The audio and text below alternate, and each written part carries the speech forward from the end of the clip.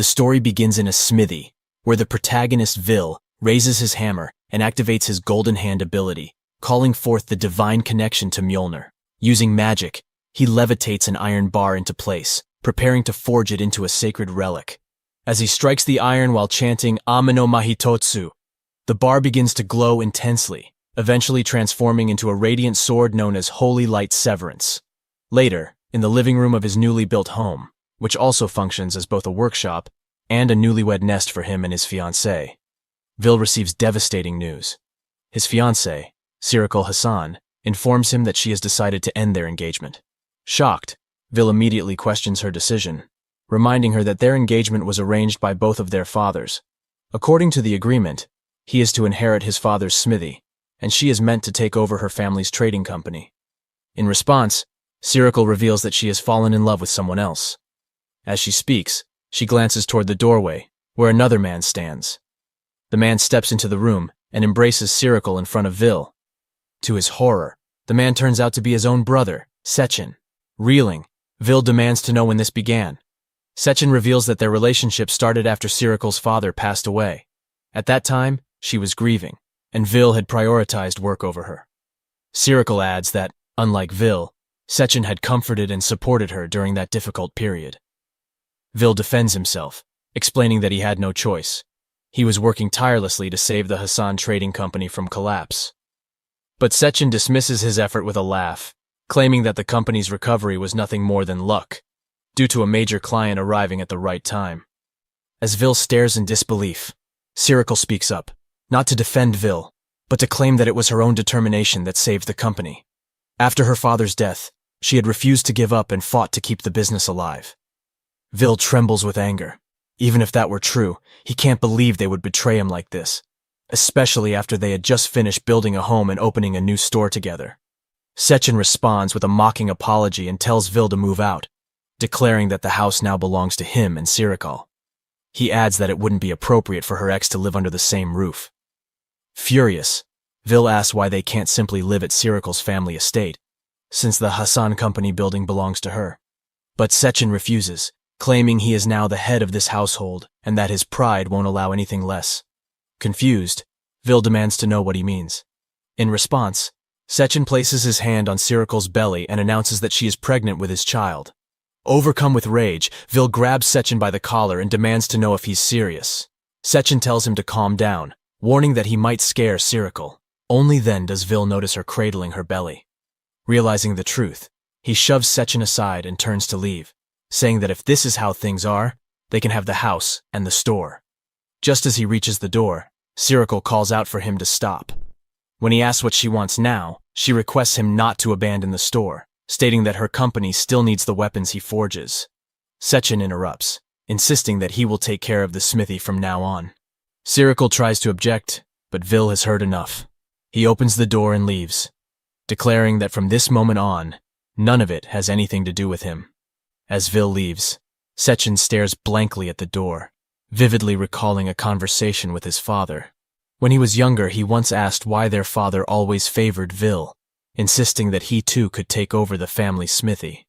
His father responded without hesitation, explaining that Vil is a once-in-a-millennium genius, a man blessed by the gods with a golden hand. In contrast, he believes that both he and Sechin were just mediocre. Hearing this, Sechin had broken down in tears, yelling at his father not to look down on him and demanding to know how could he call his own son mediocre. Sechin has always resented his brother for having their father's trust, for being blessed with talent, and for having a beautiful fiancée. That resentment slowly turned into hatred, and it is that hatred that fueled his decision to scheme and take everything from his brother. Just then, someone knocks on the door. As it opens, a girl enters the shop, accompanied by knights and holding a bouquet in her hands. She then asks if either of them can tell her where to find Master Hapusai. Upon seeing her, both Sechin and Sirikul are stunned before quickly bowing, as this girl standing before them is none other than Princess Anirose of the kingdom. Anirose apologizes, clarifying that she meant to ask for the owner of Hapusai's smithy. She explains that she heard Vilcraft had opened his own smithy and brought a bouquet to congratulate him. This leaves Sechin confused as he wonders why would a princess visit a random blacksmith shop, and how does she even know Vil? Anirose then walks up to Sirikul, recognizing her as the daughter of the Hassan Trading Company's president, the woman who was engaged to Vil. She congratulates Sirikal, saying how lucky she is to be marrying such an extraordinary man, leaving Sirikal completely baffled. Annoyed, Sechin clarifies that Vil and Sirikal's engagement has been called off, and he also left the shop, making him the new owner of the Hapusai's smithy. Anaros is very surprised upon learning this, but quickly regains her composure. As she pieces things together, a knowing smile appears on her face. She then asks if Sechin is the one taking over the smithy. Sechin confidently replies, confirming that he is, and places his hand on his chest. He assures her he will take full responsibility for the smithy and everything that comes with it. However, Anaros immediately notices the absence of any marking on his hand, something that symbolizes mastery at Hapusai. She bursts into laughter, finding it absurd that someone like him would dare make such bold claims with arms like his. Still laughing, she turns to leave, saying her business is done here, leaving both Sechin and Sirikal confused. Once outside, she commands a knight to cancel all dealings with the Hassan Trading Company immediately. The knight acknowledges the order without question. She then issues another directive, an emergency one. She instructs them to find Vil using all available resources, noting that he couldn't have gotten far. One of the knights hesitantly asks why it matters, since Vil's brother is now the one taking over the family smithy. Hearing this, Anaros turns to the knight and asks him if he truly knows nothing about Hapusai. Meanwhile, Vil stands by a quiet lake, skipping stones across the surface as he processes everything that has happened. He has made up his mind that no matter what, even if they come crawling back with apologies, he will never return to the capital. With firm resolve, he activates his golden hand and calls for the connection to the divine hammer, Mjolnir. As the circular mark on his hand glows and the hammer resonates, he recalls the memory of when he was young and asks his bedridden grandfather what a Hapusai is. His grandfather explains that a Hapusai is a blacksmith blessed with the golden hand, a rare gift passed down through generations. When Vil inquires further, the old man tells him the golden hand grants a unique crafting skill, and every Hapusai in history has possessed one. While recalling this, Vil flips a gold coin into the air and activates his skill, Ultra Alchemy. He then hammers the coin mid-air, transforming it into a small pure gold bar. Though this would fetch enough money to travel for years, he knows better than to flood the market with this, as doing so might cause an economic crisis. He then also recalls his grandfather revealing that most golden hand users only receive one skill. Vil, however, is different from them, as he possesses 5 distinct crafting abilities, making him the only Hapusai in recorded history to bear such power. His grandfather then hands him the hammer, saying that the Hapusai have honed their craft for generations to forge divine artifacts. Thus, he passes down the sacred relic he created, the divine hammer, Mjolnir, to Vil, declaring that from this moment on, he is the new Hapusai. This is how Vil inherits both the workshop name and the divine artifact from his grandfather, Gankoji Craft. Since then, he has maintained the city's barrier, the hero's sword, and countless sacred relics, all under the king's orders. Back at the kingdom, Princess Anaros explains to a knight that the reason the kingdom remains at peace is because a Hapusai still lives here. Realizing the gravity of Vil's absence, the knight warns that the barrier may be in danger. The princess assures him that the barrier was recently reinforced by Vil and should hold for at least a year. Given that, the knight asks whether they should inform heroine Caroline of the situation. Anaros tosses away her bouquet and answers that it isn't time yet. Vil had also maintained the holy sword recently, so unless a horde of ancient dragons suddenly attacks, everything should remain stable. With that, she issues a direct order to find Vil immediately, for the protection of the barrier and the security of the capital, to which the knights accept without hesitation. Anaros knows that Caroline trusts Vil not only as a master craftsman, but also as a man. Now that Vil is finally single, Anaros believes it's best to secure his heart before anyone else makes a move. Meanwhile, Vil uses his skill to open the storage box, and as a black container appears, he tosses the gold bar inside to stash it as travel money. He then reveals that the maintenance job was something his father took up after his grandfather passed away, simply to keep food on the table.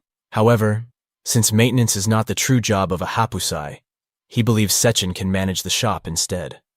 From his grandfather, he learned that the true role of a Hapusai lies elsewhere.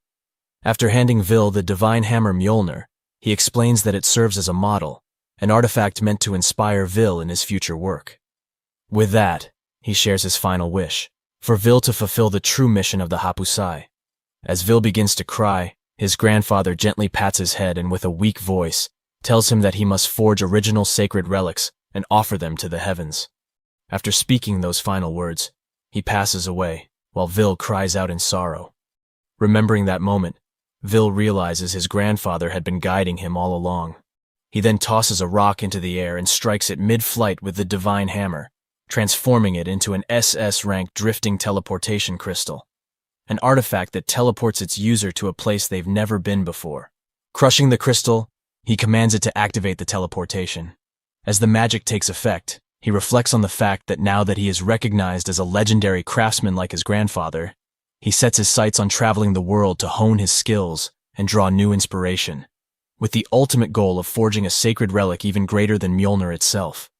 When the teleportation process ends, Vil finds himself in a completely unfamiliar place, which is to be expected. But then suddenly, he hears a girl screaming for help. As he turns and sees a girl being chased by a bear, he realizes they are heading straight toward him. The sight catches him off guard, and as he watches, the terrified girl cries out for help. Without hesitation, Vil strikes the bear's head with Mjolnir, instantly obliterating it. With the danger gone, he quickly scans his surroundings and wonders where he has ended up. Perhaps a forest near the kingdom. But putting that thought aside, he focuses on the girl. As he approaches to check if she's all right, he's shocked to see that she's a beast folk girl who is missing a leg. When he asks again if she's okay, he notices a collar around her neck. The girl quickly turns to hide it, but Vil realizes she is, or was, a slave, likely belonging to a merchant who had been killed by the bear. She then mutters that it hurts, and as Vil walks closer to assess her injury, she begins to scream in fear. Seeing her panic, he stops immediately and gently tells her not to move. Recognizing her fear, he decides to calm her down first. Thus he then activates his golden hand ability and bringing the divine hammer close to her. Though hesitant at first, she begins to calm as the hammer emits a soothing aura. Now that she's more relaxed, Vil assures her that he means no harm. After saying that, he raises the hammer and activates the skill Full Restoration, bringing it down gently onto her thigh where the leg is missing. She then screams out in pain as her leg begins to regenerate and her wounds rapidly heal. Within seconds, her entire leg is restored as if nothing had ever happened, leaving her stunned as she asks what he just did. Vil explains that he just used his hammer to activate a skill called Full Restoration, which repairs her damaged leg. After that, he tells her to stay still. He's going to use another skill. As she looks at him in confusion, he suddenly strikes the collar with his hammer, using his skill Disassemble, which causes it to glow brightly and then vanish. Vil then tells her that now she's truly free, as if she had tried to remove the collar herself. Her head would have exploded. A chill runs down her spine as she hears this, and as she tries to say something, Vil looks confused. Then without warning, she hugs him tightly and introduces herself as Porro. She also thanks him for saving her life, calling him Big Brother. Vil smiles and replies saying no problem, and introduces himself as well. Setting that aside, since it's getting dark, he decides to set up camp and tells her to wait. He then walks toward a tree, making Porro tilt her head in confusion, while he carefully analyzes it and decides this one will do. He strikes the tree with his hammer, using the skill Transmute, wood to log cabin. With that, the tree begins to shift and reshape itself, while Vil watches with a smile as the transformation completes. Porro stares in shock, asking what the heck just happened, as the tree has turned into a house. Vil casually replies saying that this is where they will be staying the night. Meanwhile, at the Getanurga Kingdom's frontier, knights arrive at the scene and discover the corpses of many ancient dragons. They're baffled, wondering who could have done this. Just then, one of the knights spots a figure leaping onto the pile of dragon corpses. As he squints to see clearly, his eyes widen and he shouts that it's heroine of the Holy Ice Sword, Lady Caroline Iceberg. As all the knights quickly bow, one of them asks if she really defeated all the dragons alone. Another knight responds, stating that Lady Caroline is more than capable of such feats. He adds that the town's protective barrier alone wouldn't have been enough to save them, and for the sake of the kingdom's peace, her strength is absolutely essential. Setting that aside, a knight respectfully requests that she accompany them to the royal palace. Ignoring him, she stares silently at her sword, confusing the knights. She then remarks that her blade seems to have a chip, As the knight starts to say that even a holy sword can deteriorate, he stops mid-sentence and becomes flustered upon seeing the always cold and composed Caroline smile. She then pulls up her hood, and after muttering, "This is just how it is," she disappears in the blink of an eye, surprising the knights. She appears to have teleported into the royal capital of the Gaetanerga kingdom. As she hums and walks along, her sword begins to glow before transforming into a spiritual cat. It comments that she seems to be in a good mood today. Brushing its tail against her face, it asks if she's this excited because she's about to see her beloved smithing prince. She nods, confirming that today she'll finally get to see Vil again. The cat says it loves Vil too. No one else ever maintains it as carefully or treats it with the same care as he does. Setting that aside, the cat grumbles in annoyance, as when Vil said the sword wouldn't chip unless she fought 100 ancient dragons. Thus, she exterminates an entire horde just to test it out, pushing it to its limit, so she could have an excuse to see Vil again. The cat finds Caroline completely hopeless, to which she agrees, saying she's only here because he is. When they finally arrive in front of the shop, she uses magic to conjure a mirror and check her face while the cat rings the doorbell. Sechin answers the door, and calling her gorgeous, he invites her in. Caroline was very excited to meet Vil, but the moment she sees Sechin, her excitement fades. Seeing her cold face, Sechin quickly recognizes her and greets her properly. She asks him where Vil is, and Sechin replies that he isn't here. Assuming Vil stepped out to get something, she says she'll wait, but Sechin informs her that Vil has been fired, and starting today, he is the new owner of the shop. Upon hearing this, she glares at him, releasing a menacing aura. While Sechin trembles, wondering if this is because of Vil, Caroline is really annoyed that this guy kicked Vil out. She then points her sword at him and demands to know where Vil is, as she needs him to repair her holy sword. Sechin assumes she's just upset because Vil isn't around to fix her weapon. Seizing the opportunity, he offers to maintain the sword in his brother's place. Caroline stares at him, asking if he's seriously suggesting that. It's revealed that only Caroline and Vil can see the holy sword spirit, the cat. Despite that, the spirit wonders if Sechin might also have the potential, as he is Vil's brother after all. Sechin then confidently insists that he can handle it and even claims to be far better than his brother. Not believing him in the slightest, Caroline hands over the sword and asks if he really thinks he can do his brother's job. He replies confidently, telling her to leave it to him, convinced that once she sees his skill, she'll choose him instead. He believes Vil only seemed special because he was born first, that's all. As he begins working on the sword, he thinks this is the perfect chance to take everything Vil holds dear. He refuses to accept that he can't do what his brother can. With that thought, he begins carelessly sharpening the sword, which causes the spirit cat to feel immense pain. But since Sechin can't see it, he keeps grinding the blade roughly while the cat grows increasingly angry, trying to get him to stop. Unable to endure it any longer, the sword spirit unleashes a murderous aura, its face growing monstrous in form. Terrified, Sechin feels like his arm is about to snap from the pressure. Just then, Caroline reaches out her hand, and the sword flies into her grip. She's surprised at how easily he managed to anger the sword. The spirit cat tells her that Sechin wasn't even listening to its voice. He was just messing around doing whatever he pleased. He's completely unlike his brother, who understands that even tools have feelings and has always treated them with care. Hearing Caroline's words, Sechin is confused and asks what nonsense she's talking about, saying that swords can't get angry. With this, the spirit cat concludes this guy is just hopeless trash.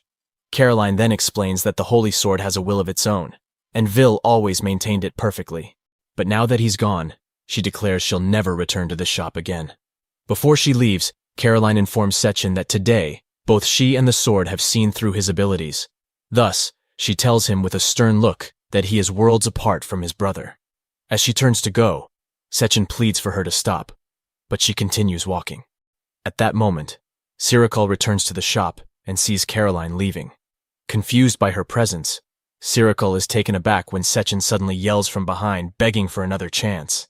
He then collapses to the ground, insisting that he is better than his brother, leaving Sirikul even more bewildered.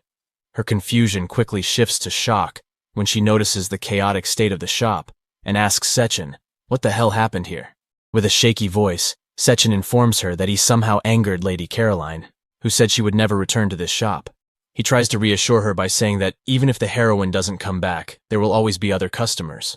But this only frustrates Sirikul more, as she snaps, asking if he's an idiot and reminding him that if Lady Caroline hates them, it's the same as being hated by the entire kingdom, meaning they're finished. Overwhelmed, Sechin shouts at her to shut up. She fires back, telling him to stop yelling and focus on fixing the mess quickly. Just then, a man appears at the shop's entrance and addresses Sirikal as president, informing her that the royal family has cancelled their order. Still caught up in the argument, she, without thinking, says she already knows and tells him to leave. But the moment hangs in the air as both she and Sechin freeze, slowly turning to each other in confusion, and then they both ask who cancelled their orders.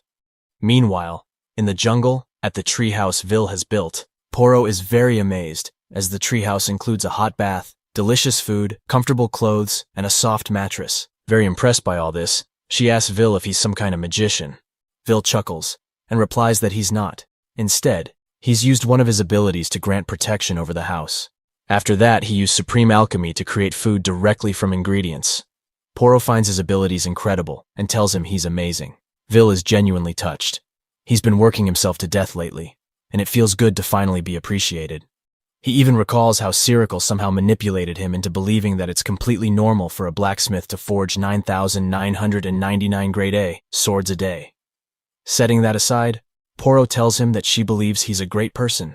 This takes him by surprise. Thinking back, he reflects on how his grandfather was an extraordinary genius who created one miraculous piece of work after another. His father wasn't as talented, but he was diligent, careful, and always eager to help others. Vil believes they were the true geniuses. He, on the other hand, thinks of himself as just an ordinary blacksmith who learned a few tricks and simply wants to make people smile. He looks up as he says this, only to see that Porro has already fallen asleep. A little embarrassed, he mutters, asking how she could fall asleep on him like that.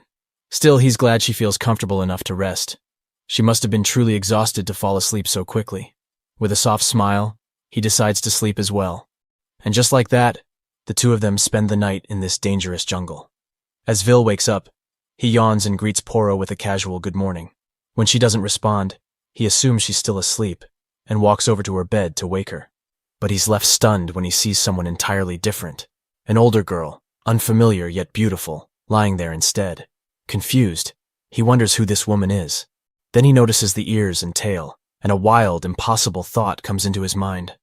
Before he can make sense of it, the girl opens her eyes and cheerfully says, "Good morning," and calls him Big Brother, just like Porro does. Shocked, Vil realizes she really is Porro.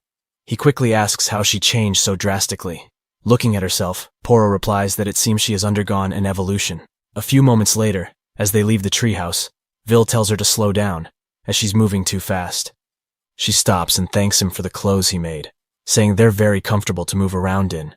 Curious, Vil asks what she meant by evolution. Porro explains that when a monster absorbs enough mana, it can evolve into a higher-tier species. Since she has monster blood as a beast folk, she's able to evolve too. Apparently, the food he made last night was filled with mana, and that triggered her transformation. Setting that aside, Vil asks if she plans to keep following him. She responds by asking if her presence bothers him. He quickly assures her it doesn't, and she lights up, saying she has nowhere else to go. With a slight blush, she adds that she wants to stay by his side. Seeing this side of her, Vil realizes it's not just her appearance that changed. Then, out of nowhere, she whispers to him that they could also make a few kittens, catching him completely off guard. Flustered, he dashes off, shouting that he's not ready to be a dad, while Porro chases after him, telling him to slow down.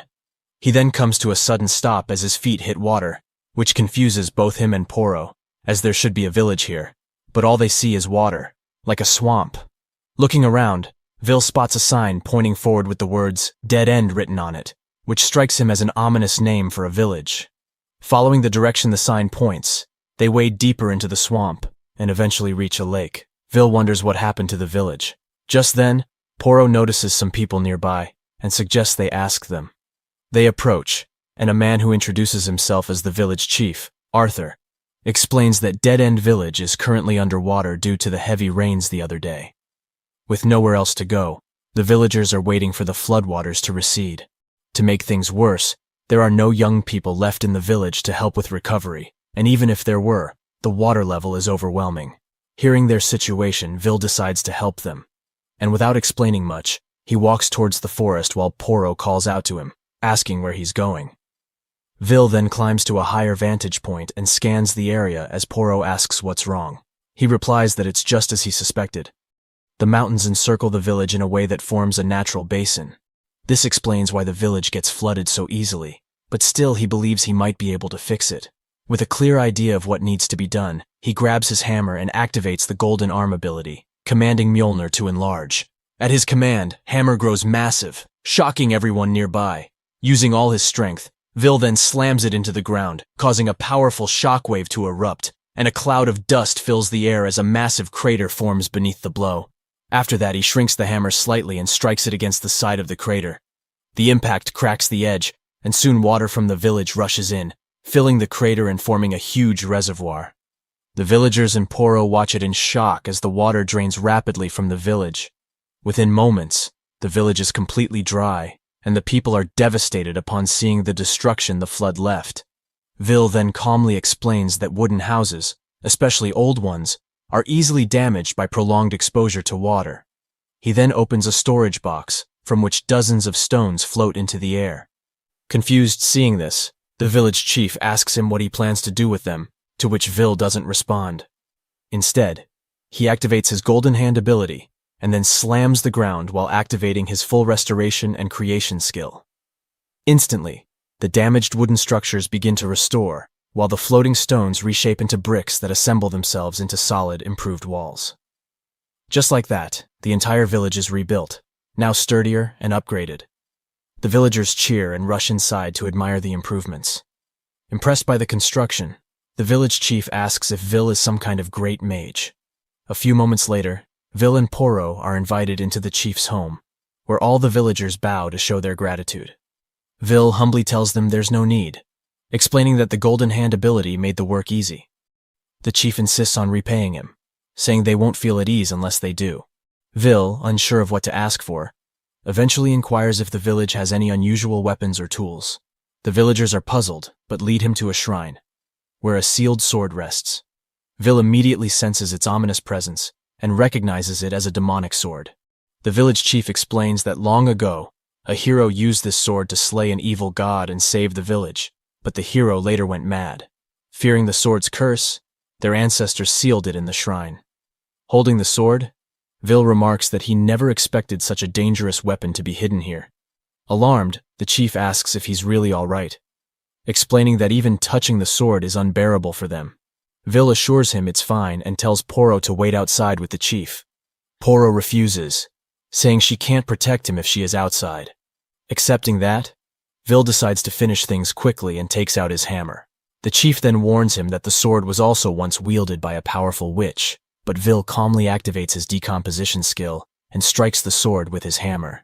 This causes the seal, made of bead-like restraints, to instantly shatter. While the village chief stands in shock, Vil quickly unsheathes the rusty blood-stained sword. Holding it carefully, he speaks to it with a gentle tone, saying it must have been painful to be abandoned, sealed away, and left to rot under layers of rust and old blood for so long. Confused, the village chief asks him who he's talking to. Vil calmly replies that if one thinks from the sword's perspective, they can hear its voice too. Then suddenly a shadow-like aura begins to seep from the blade. Alarmed, Porro tries to rush to Vil's side, but the village chief stops her, warning her not to get too close. At that moment, Vil senses something sinister as he realizes the sword's curse is to drive its wielder insane. The aura then takes the form of a spirit, radiating a menacing presence, shocking him as he asks, "What the hell is this?"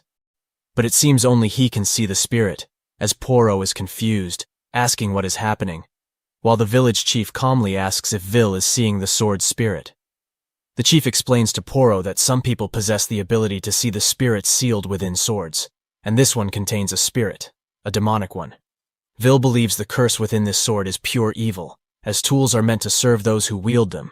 But this sword is cursed to reject all who try to wield it. The village chief then suggests he let it go, as it's becoming too dangerous, but Vil refuses. He feels a deep sympathy for the weapon, shunned, sealed away, and feared as a bringer of madness. Even now, he can hear its voice painfully pleading for salvation. He then activates his golden hand ability and declares that he is a blacksmith whose duty is to repair tools. He vows to fix the sword and gives it a name, Yozora. With his divine refinement skill activated, he hammers the blade, sending a beam of aura shooting into the sky. Meanwhile, in the capital of the Gaeta Negra kingdom, Caroline is still searching for Vil without success. Suddenly, the sword spirit beside her senses something and turns sharply. Caroline notices this and asks what's wrong, calling it Cory. Cory, staring at the distant pillar of light, replies that a new holy sword has been born. Back in the village, as Vil finishes hammering, the cursed sword begins to glow, with its appearance changing as it transforms into a sleek katana. The spirit of this sword, whose name is now Yozora, also changes and takes the form of a woman in a shrine maiden's outfit. As Vil reaches for the katana, Yozora greets him, calling him Master Blacksmith, but then corrects herself and calls him her creator. Vil gently asks if it still hurts, to which Yozora smiles and assures him it doesn't. She introduces herself as the spirit of the Holy Sword of Darkness, Yozora, and thanks him for giving her a name. Vil is shocked learning this, as he didn't realize she was a holy sword. Yozora explains that thanks to him, she has been reborn as a holy sword from a demonic sword. The village chief remains confused, unable to see Yozora. Porro, however, can now see her clearly and whispers how beautiful she is. Yozora, surprised by the comment, turns to Porro and asks if she truly can see her. Vil then suddenly tosses the katana to Porro, startling her. She barely manages to catch it and is surprised, asking that aren't only the heroes are supposed to wield holy swords. Before she can say anything else, her eyes widen as something stirs within her. Unconsciously, she unsheathes the katana and begins performing a wide array of sword techniques with surprising grace and precision. When she finally sheathes the blade, she snaps out of her trance, convinced that the katana guided her movements naturally. Vil tells her that she should have the sword because everything turned out this way thanks to the inspiration she gave him earlier that morning. Surprised, Porro asks if she really did. Vil confirms it, explaining that he fed mana into the holy sword, which allowed it to evolve, just like her. Yozora, now fully awakened as the sword spirit, is amazed to discover that even weapons can evolve. She finds Vil incredibly impressive for being able to make it happen. Vil then goes on to explain that his grandfather once told him how blacksmiths in the Far East engrave their names onto the blades they forge. So, when Vil granted the katana a name, he infused it with the power of the golden hand, causing it to evolve into a holy sword. The village chief is shocked by this revelation, as the holy swords are typically bestowed upon the world only when an apostle of God descends. For a human to forge one is unprecedented. Hearing this, Vil recalls that his grandfather always regretted never being able to forge a holy sword himself. Vil feels conflicted, proud yet burdened, because he didn't craft this sword from scratch. He merely completed what someone else began. Still, seeing Yozora happy makes it all worthwhile. For now, he simply hopes that one day he'll create a divine relic entirely on his own. Meanwhile, far away, Caroline's sword spirit Cory notices the beam of mana from the newly born holy sword. She is stunned. It didn't descend from the heavens, but was born in this world. That can only mean one thing, that a human has created a holy sword. Caroline is shocked as well, but quickly puts the pieces together. She starts giggling, which confuses Cory. When asked why she's laughing, Caroline asks if the spirit still hasn't figured it out. Seeing this reaction, Cory asks in shock if it was Vil. Caroline confirms it, saying that with this, the world will now recognize his skill, but then quickly grows serious upon realizing something. She then jumps from that high place and orders Cory to locate the new holy sword immediately. A few moments later, Vil and Porro leave the village in a carriage. As Porro drives, Vil examines the map and learns that Dead End Village lies on the kingdom's edge. He decides they should head to the Empire of Maduka, as long as it's a place where he isn't too well known. Porro then expresses how glad she is that they managed to get the carriage. Vil replies that the villagers gifted it to him in gratitude, and he couldn't refuse. He then tells her that he's entrusting her with the Holy Sword of Darkness. Surprised, she asks if he really wants her to use it, to which he replies affirmatively, saying that it suits her perfectly. So he asks her to take care of Yozora and use her to protect others. Yozora, sitting atop the carriage, remarks that the wind feels amazing. It makes her feel truly alive out here. As a gesture of thanks, she decides to teach Porro swordsmanship. Porro is surprised to hear that she will be learning swordsmanship. Then suddenly the wind intensifies, and they spot something flying toward them. It turns out to be a dragon, which suddenly lands in front of them. Seeing this, Vil is shocked as he recognizes it as a green dragon. The dragon then quickly takes off again, and Vil realizes it's preparing to attack from the sky. But instead of being worried, he finds it fascinating. Its scales make perfect materials for armor. Hearing this, Yozora remarks that it seems her creator only sees the monster as living material. She then suggests leaving the dragon to him, saying it'll also be good training for Porro. Porro is stunned and asks if Yozora is talking about actual combat. Vil agrees, saying it's a good idea since he also wants to see Yozora's skills. As the dragon flips in the air and dives to attack, Yozora tells Porro to get ready. They both leap toward the dragon, which begins collecting fire in its mouth, ready to breathe it at them. While Vil watches from below, Porro nervously unsheathes her sword. With her eyes closed, she strikes at the dragon's neck. Thinking she's landed a critical blow, she calls out to Vil to look, but then she realizes the wound isn't deep enough. Worse, the dragon turns around and charges again, its mouth filled with flame. As she floats in the air with Yozora's power, panic sets in. She doesn't know what to do. Yozora then gently tells her to calm down, and guiding her hands on the sword, she tells her to trust in the blade, and it will, in turn, connect to her heart. Yozora urges her to open her eyes and listen closely, because even in the depths of darkness and despair, she must seize the glimmer of hope. With Yozora's words clearing her mind, Porro opens her eyes and can now see exactly where to strike. As Yozora whispers that she'll be right by her side, the dragon breathes fire at them. Porro then charges straight through the flames and with a clean, decisive slash, severs the dragon's head. Both she and the dragon crash to the ground, but she lands safely. Overjoyed, Porro runs to Vil, shouting that she finally did it. Vil smiles and tells her she did a good job. But Yozora points out that Porro couldn't even use 1% of her true strength and failed to kill the dragon in a single strike. Porro's smile fades as she realizes that despite Yozora's guidance, she is still just a beginner with the sword. Vil pats her on the head, saying it wasn't half bad for a first fight. He then turns to Yozora and asks for her thoughts. She simply nods, making Porro beam with a smile again. Meanwhile, deep in the jungle, Cory tells Caroline to slow down, saying there's no reason to rush. But Caroline responds, explaining that a single holy sword is powerful enough to bring an entire nation to its knees. If the other countries discover Vil's existence, she asks, what does it think will happen? Cory is stunned, realizing that their unchecked greed could easily ignite a war over Vil. Thus, before the world learns about Vil's capabilities, Caroline plans to propose marriage to him before anyone else does. Shocked by her decision, Cory asks if she's being serious, and if so, why now? Flustered, Caroline explains that once people discover Vil is a godly blacksmith capable of creating a holy sword, women from all over the world will begin proposing to him in droves. She refuses to let that happen, and urgently asks Cory how far the holy sword is. Cory replies that the holy sword is near the dead-end village at the edge of the kingdom, but it's dangerously close to the border of the Maduka Empire. Upon hearing this, Caroline abruptly stops in her tracks, stunned, because in the Maduka Empire, that person is the hero. Meanwhile, Vil and the others are startled by the sudden sound of thunder. As they look up, they see dark clouds forming, crackling with lightning. Just as Porro asks what's happening, a powerful bolt of lightning strikes the ground right in front of them, emitting a blinding flash. Seeing this, Vil immediately suspects who might be responsible, and wonders if it's really her. As the dust begins to clear, a dark-skinned girl appears, wearing an eye patch and holding a whip.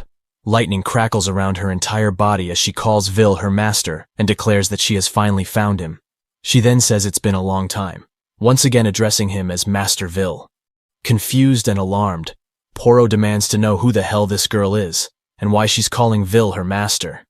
In response, the eye patch girl suddenly appears behind Porro, scoffing that she doubts a mere beast girl is capable of protecting her master. As she prepares to attack and taunts Porro, asking if she can keep up, Porro quickly turns to strike, while Vil shouts for them to stop. But before the eye patch girl can land a hit, Porro attacks first. To her surprise, the girl easily blocks it with her whip. Porro is stunned as the whip is so sturdy that her sword trembles upon impact. She questions what kind of weapon it is. The eye patch girl smirks and asks if Porro truly believes it's just a whip. As she begins lashing the whip, it crackles with lightning, and she reveals it to be her partner, the Holy Sword of Lightning, Thunderthorn. Porro is shocked to learn that it's also a holy sword. Meanwhile, as Caroline stands frozen where she had stopped earlier, Cory informs her that the Holy Sword of Lightning has made contact with Vil. Cory explains that there are only 6 holy swords in the world, each wielded by women known as battle maidens. Caroline adds that the eye patch-wearing girl is one of them, and her name is Lakia, the lightning heroine, who brandishes the mighty thunder thorn. Since she made contact with Vil, Caroline breaks into a full sprint, shouting that if that dirty tramp tries to seduce Vil, she'll kill her, while Cory nervously urges her to hurry up then. In the meantime, as Lakia fights Porro, she manages to coil her whip around Porro's leg and gets a tight grip. Laughing, Lakia says she caught her like a fish on a hook. Porro struggles to free her leg and strikes the whip, but it's so sturdy that her attack has no effect. Seeing this, Lakia mocks her, saying that despite having a holy sword, she can't even cut a whip. Lakia then releases the whip from Porro's leg, saying she doesn't make a habit of picking on kids. After that, she begins generating lightning from her whip and hurls it at Porro, telling her to leave things to the adults. Just as the lightning is about to hit Porro, who is completely defenseless in midair, she is suddenly shielded by Vil's skill, almighty refinement, air shield. The lightning deflects off the shield and strikes a nearby mountain, completely erasing it and shocking Yozora. With that settled, Vil gently catches Porro as she falls. He apologizes, saying he shouldn't have let her face this alone, as her opponent is exceptionally strong. Lakia then cracks her whip against the ground and declares that Porro is far too weak, and for that reason, she can't accept her as Vil's wife. As Vil tries to clarify that Porro isn't like that, Lakia asks if he remembers their deal. If she were to win, he would take her as his bride. This shocks Porro, while Vil asks if she must always joke around. Lakia replies in a serious tone, asking if it looks like she's joking. She then begins spinning her whip in the air, declaring that today she will surpass him. As she does, the dark clouds thicken and the lightning intensifies. Seeing this, Yozora realizes that this is bad. Lakia isn't just playing around. Lakia then tells Vil to brace himself, as he's about to witness her ultimate technique, Draconic Thunderstorm. With that, the thunder takes the form of a mythical dragon and charges at them. Seeing this, Yozora fears that if it lands, everything will be turned to ash. Vil, however, remains calm, and says that since he has no choice, he won't hold back either. He then throws his divine hammer at the thunder dragon, activating his skill Almighty Destruction at full power. The hammer goes through the dragon with ease, destroys it, and then shifts its trajectory to return to Vil's hand. This shocks Lakia, as she never imagined he could brush off a hero's attack so effortlessly. As always, she finds him truly impressive. Now that the situation has calmed, Porro asks Vil who Lakia is. Before she can finish, Vil explains that Lakia is from the Empire, the heroine of lightning and the possessor of the evil eye. When Porro asks about the evil eye, Vil explains that as a child, Lakia was caught in a disaster. She was cursed with the eye of the god of death, which causes any living thing seen through her right eye to perish. The eye was a catastrophe for the Empire, as despite countless attempts, nothing could cure her. With no options left, they sentenced her to death. But just then, it was discovered that she was also the bearer of a holy sword. Unable to afford losing her, the Empire delayed her execution. In their search for someone who could lift the curse, they eventually found him. At that time, he could not remove the evil eye, as it was something beyond his capabilities. All he could do was to seal it by placing it under a magical sealing device. She explains that the reason she came here is because of this, as she can no longer live the way she has, locked away in the dungeon for far too long. So she comes to the man who once saved her, as he is her only salvation and the one she truly loves. But she doesn't want to remain sheltered. She wants to become strong enough to defeat him. That's why, the moment the Holy Sword was created, she knew without a doubt it was his doing. So she ran here as soon as possible. Recalling how he forged the Holy Sword, he comes up with an idea and approaches her. As she calls his name in confusion, he tells her to remove the seal on her eye. This request shocks Lakia, and Porro also grows concerned, warning that he might die, while Yozora asks what he plans to do. Ignoring them, he looks at Lakia and asks if she trusts him with her life. Lakia confidently answers that she does, as her life became his the moment he took her hand, and she dedicated it to him. After saying that, she tries to lift the seal, the eye patch, but it's difficult for her to do. Vil then gently stops her, and saying it's all right, he swiftly pulls it off himself. As the cursed eye is exposed, revealing an ominous magic circle, he immediately sees the many flaws embedded in it. Activating his golden arm ability, he then uses his skill, Almighty Refinement, and hammers the cursed eye's magic circle. The process is so intense that shockwaves and clouds of dust burst through the air. But when it ends, Lakia's cursed eye appears completely under control. There's no dark aura, no magic circle.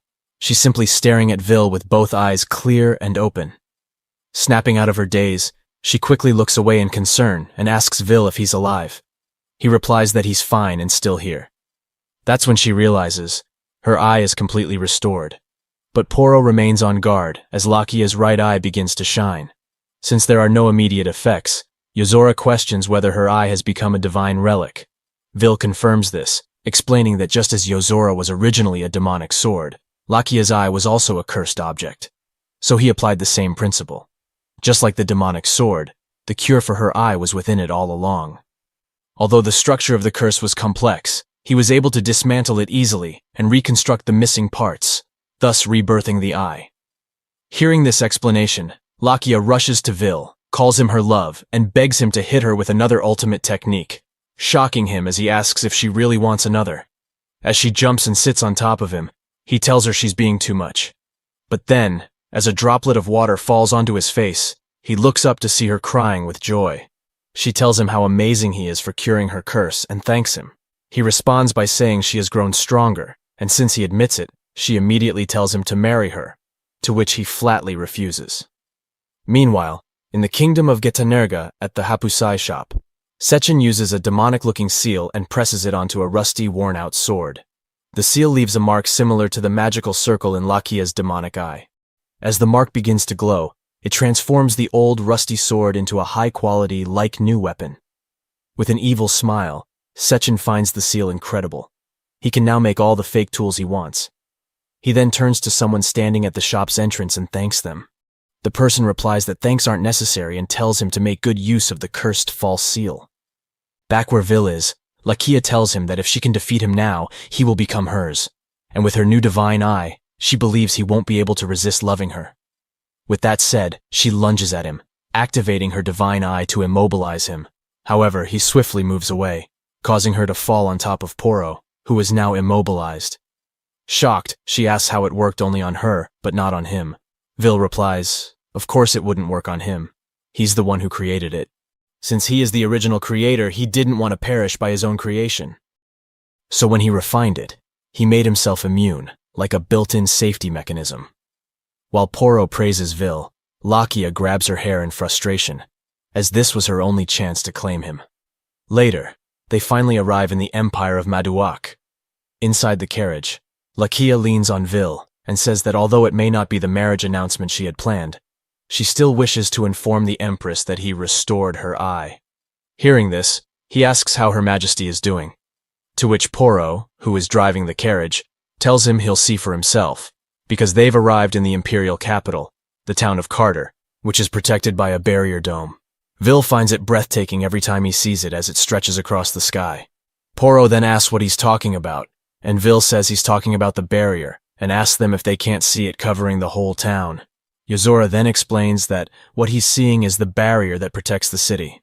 Normally humans can't perceive it, but since he can, it must mean his skills as a craftsman have improved significantly. Realizing this, Vil understands that even his perception has sharpened. Though he previously did some maintenance on the barrier device in the Getanerga kingdom, this is his first time actually seeing the barrier itself. Later, Lakia takes him to the imperial palace, where an old woman sits on a chaise lounge. Lakia addresses the woman as Her Majesty and informs her that she has returned. Porro is surprised to learn that the leader of this empire is a woman, to which Lakia replies that the empire values strength above all, regardless of gender. She explains that when the empire faced a dire catastrophe, Her Majesty Artemis led her own private army to protect the nation, earning the empire's recognition. Empress Artemis then greets Vil, saying it has been a long time. He responds with a bow, saying it feels like a lifetime has passed. Their exchange shocks Porro, who asks if they know each other. Lakia explains that it was Empress Artemis who first asked Vil to lift her curse. With a weak voice, Artemis thanks Vil for coming to Lakia's aid once again and apologizes, as she is not in the best condition. Seeing this, Porro asks if she is ill. Lakia confirms, informing her that her lungs are damaged, causing terrible coughing. She explains that even with the Empire's best medical technology, her lungs couldn't be healed. As Artemis says she doesn't have much time left, Vil tells her that won't happen, as he believes she is strong and will surely recover. Artemis softly denies it, saying it can't be helped. Her body is breaking down, and even the doctors have said she doesn't have much time. But setting that aside, she can be at peace now that she's had the chance to thank him before the end. Vil then tells her that he has a request to make. She responds by telling him to speak his mind. After all, he's the hero's savior of this empire. With her permission, he requests that she allow him to heal her broken body, which shocks her. She tells him that all the healers have said even saints couldn't fix her condition. Besides, he's a blacksmith. He should understand there's a difference between objects and people. Vil agrees, saying that while his skill can heal injuries and restore missing parts, curing an illness is beyond his capabilities. However, since she described her body as breaking apart rather than being afflicted with a disease, he asks her to allow him to repair her broken body instead. Lakia agrees, telling Artemis that Vil is truly remarkable, almost on the level of the divine, so it's definitely worth trying. She finally accepts, placing her trust in him for helping Lakia earlier. With her permission, Vil activates his golden arm together with full restoration skill and then strikes her chest with his hammer. The restoration instantly takes effect as her body begins to glow while she floats. She then gets completely enveloped by a radiant aura, appearing like a ball of light. Both Lakia and Porro are astonished, watching in awe as the light shines with 7 combined colors. Then suddenly a man bursts into the room, rushing to inform the Empress of an emergency. But upon seeing the scene, he places his hands on the sword, demanding to know what they've done to Her Majesty. Lakia then quickly addresses the man as General Adrak, and explains that these people are the Empress's guests, and Her Majesty is currently undergoing treatment. As she asks what the emergency is, Adrak reports that the barrier device has failed, and to make matters worse, hordes of demonic insects are heading straight for the imperial capital. This news shocks her, while Vil silently observes the situation. They all step out onto the balcony and see the massive swarm of insect monsters approaching. Fortunately, all citizens have been evacuated inside the imperial palace, but the palace won't withstand the sheer number of enemies, making the situation feel like a nightmare. Lakia then immediately orders Adrak to help evacuate the citizens while she deals with the monsters herself. However, he stops her, saying she can't, as the demonic insects are already attacking people through the broken barrier. She then tells him to fix the barrier, but he replies, informing her that the engineers who manage it are currently outside the empire. Since the situation appears to be hopeless, Vil steps forward, saying he will repair the barrier himself. He then walks to the edge of the balcony while Adrak tries to stop him, asking what he's doing. Vil activates his golden arm, and the sudden illumination causes Adrak to stumble back in surprise. As Vil analyzes the barrier, he notices a magic circle at its center, one that looks similar to the one he saw in Lakia's evil eye. Just as he leaps toward the circle, the barrier begins to completely collapse, and one of the insect monsters almost breaks through while others follow close behind. But before they can fully enter, Vil hammers the barrier with almighty refinement, causing it to glow intensely and fully restore, shocking everyone. Vil then safely lands on the ground, confident that with the barrier's intense light, the bugs won't last long. And it went just as he predicted. The insect monsters began to vanish, leaving Adrak stunned. Vil then explains that he upgraded the barrier, making it self-sustaining, and it will also disintegrate any monster upon contact. Vil also mentions that the layer he repaired appeared to be damaged from the inside. Upon hearing this, Adrak reacts strangely, accusing him of lying and insisting that no one can actually see the barrier. Ignoring him, Vil continues, stating that if the barrier were simply degrading naturally, it wouldn't result in a complete breakdown, which means someone must have sabotaged it. He then points out how much Adrak is sweating, which is odd, especially since he never accused him directly. At that moment, a voice from the palace hall interrupts, saying, "How shameless." Everyone turns toward the source of the voice, and to their surprise, it's Artemis, though she looks so much younger that no one, not even Vil, recognizes her at first. Seeing the crown on her head, Adrak demands to know where the Empress is. Artemis responds calmly, asking if he hasn't figured it out yet. She declares that she is the Empress, Artemis, ruler of the Empire. Porro and Lakia are utterly shocked, while Vil is just as confused. One of the knights then asks her what happened to her body. Artemis explains that Vil had repaired her body and that she believes the rejuvenation must be a side effect of that process. Hearing this, Vil realizes that her cells didn't just heal. They were largely replaced by entirely new ones. The citizens who witness this transformation see it as a miracle and begin chanting, "Long live Her Majesty Artemis." She then orders the knights to arrest General Adrak and throw him into the dungeon. As the knights move to restrain him, Adrak shoves them away and rips open his suit, revealing an array of explosives. Shouting, "Glory to the Seven Powers," he attempts to activate them. But before the explosion can occur, Artemis rushes forward and kicks him away with great force. As Adrak is sent flying, Artemis declares that anyone who dares harm this empire will find no mercy from its empress. With that said, he explodes mid-air, meeting his end. The crowd erupts into cheers, chanting, "All hail Her Majesty Artemis." With the situation resolved, Artemis turns to Vil and asks how she could ever repay his kindness. Vil responds with a gentle smile, saying that her smile is reward enough. Since that's what he wants, Artemis gives him a genuine smile while slightly blushing. Watching this, Porro remarks that she sure is popular. Lakia nods in agreement and points out that Artemis still hasn't found a husband. Surprised by this, Porro asks if that means Artemis is their rival too. Lakia responds affirmatively, saying they'll have to face her together, and Porro agrees. Setting that aside, Vil begins to ponder Adrak's final words. What did he mean by the Seven Powers? And who are they? Meanwhile, in the capital of the Gaetanerga Kingdom, inside the Hassan Company building, Sirikal is seething with frustration. Ever since the royal family cut ties with her, the nobles have followed suit. The situation is so dire that if she loses even one more major client, her company will be doomed. As she stews in her thoughts, someone knocks at the door. Agitated, she shouts, demanding to know who it is and why they're bothering her. The door then opens, and standing there is a woman who leaves Sirikal stunned, as she is none other than the guildmaster. Sirikal quickly apologizes for her earlier behavior, while wondering why an S-rank master of the Adventurers Guild is visiting at this time. The guildmaster waves it off, saying it's fine, and expresses her genuine gratitude for the magnificent sword she purchased the other day. Hearing this, Sirikal recalls that it was one of Vil's creations, and proudly says she's honored to be of service. The guildmaster continues, explaining that she was so impressed by the sword that she decided to order 50 more for the guild. With a flick of her hand, she uses magic to summon a crate filled with swords and kicks it open to pull one out. Seeing this, Sirikal beams with pride, explaining that they poured their heart and soul into forging them, and asks if the swords meet her expectations. The guild leader raises the sword high, admiring its beauty, but then notes that its sharpness feels off. She tosses the sword into the air, draws her own blade, which was crafted by Vil, and strikes the falling sword, slicing it clean in half. Sirikal gasps in shock and falls to the ground. As the broken sword clatters beside her, a dark aura seeps from the pieces, revealing it to be a rusty, low-quality counterfeit. The guildmaster narrows her eyes and states that, while the sword looks like a grade A weapon, it's a complete fake. Sirikal is stunned, unable to believe it. With a stern expression, the guildmaster declares that this kind of negligence has endangered the lives of her subordinates, and she will be suing the Hassan Company for fraud.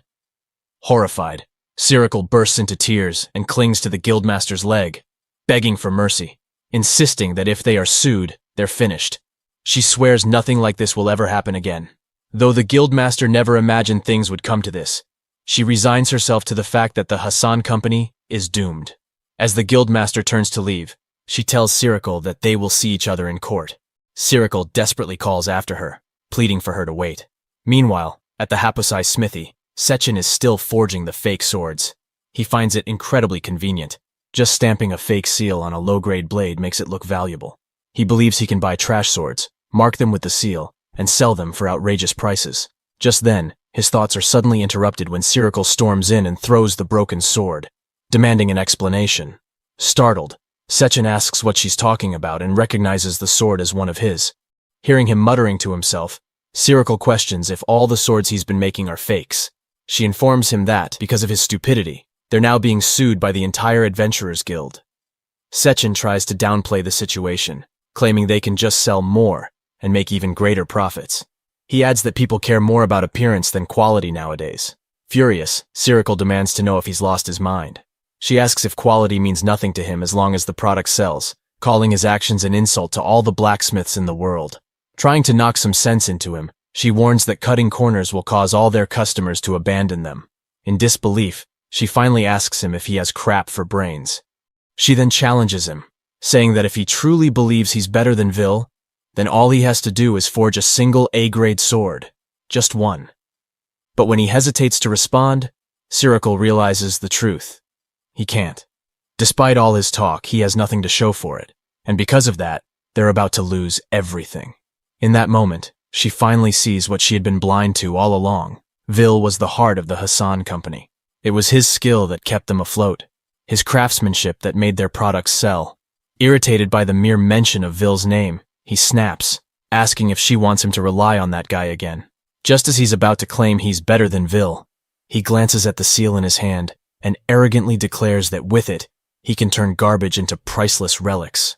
Watching him act like this, Cyril is struck by how much of a fool he's become, relying on fakes that are completely worthless. Then, a vivid image of Vil flashes through her mind, and she asks herself how she could have been so stupid.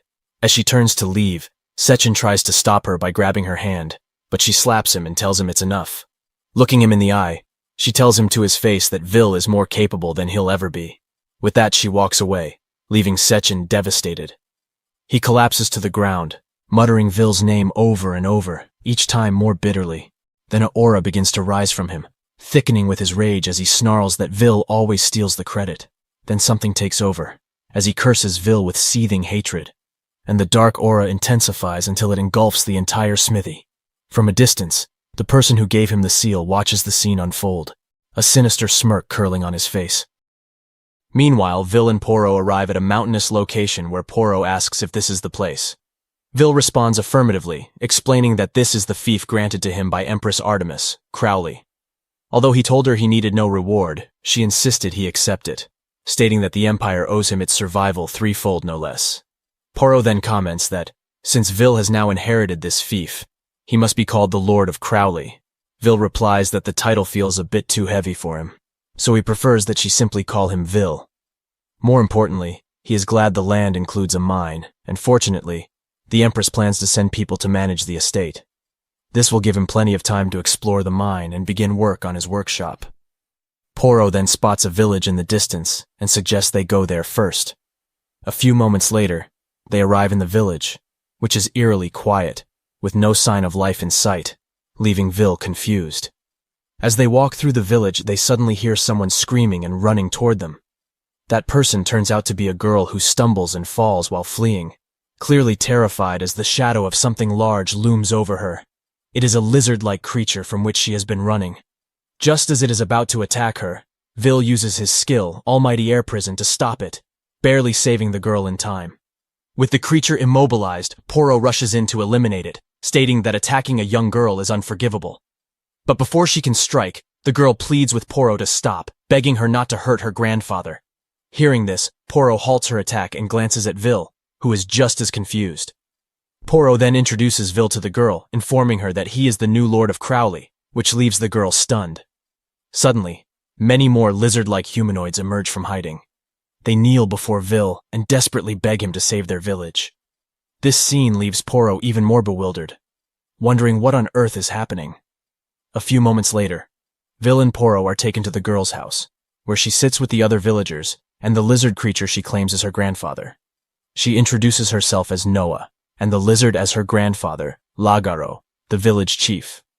Vil and Porro are surprised to learn that the lizard creature was once human. Noah then begins unbuttoning her dress to reveal her back, which is partially covered in lizard-like scales, shocking Vil even more.